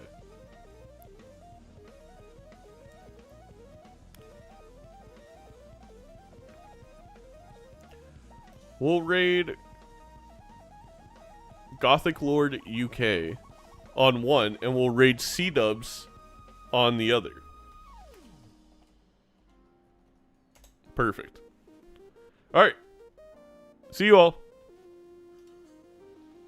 Bye-bye. If we get Beam versus Edsy final, then Thomas can cast it.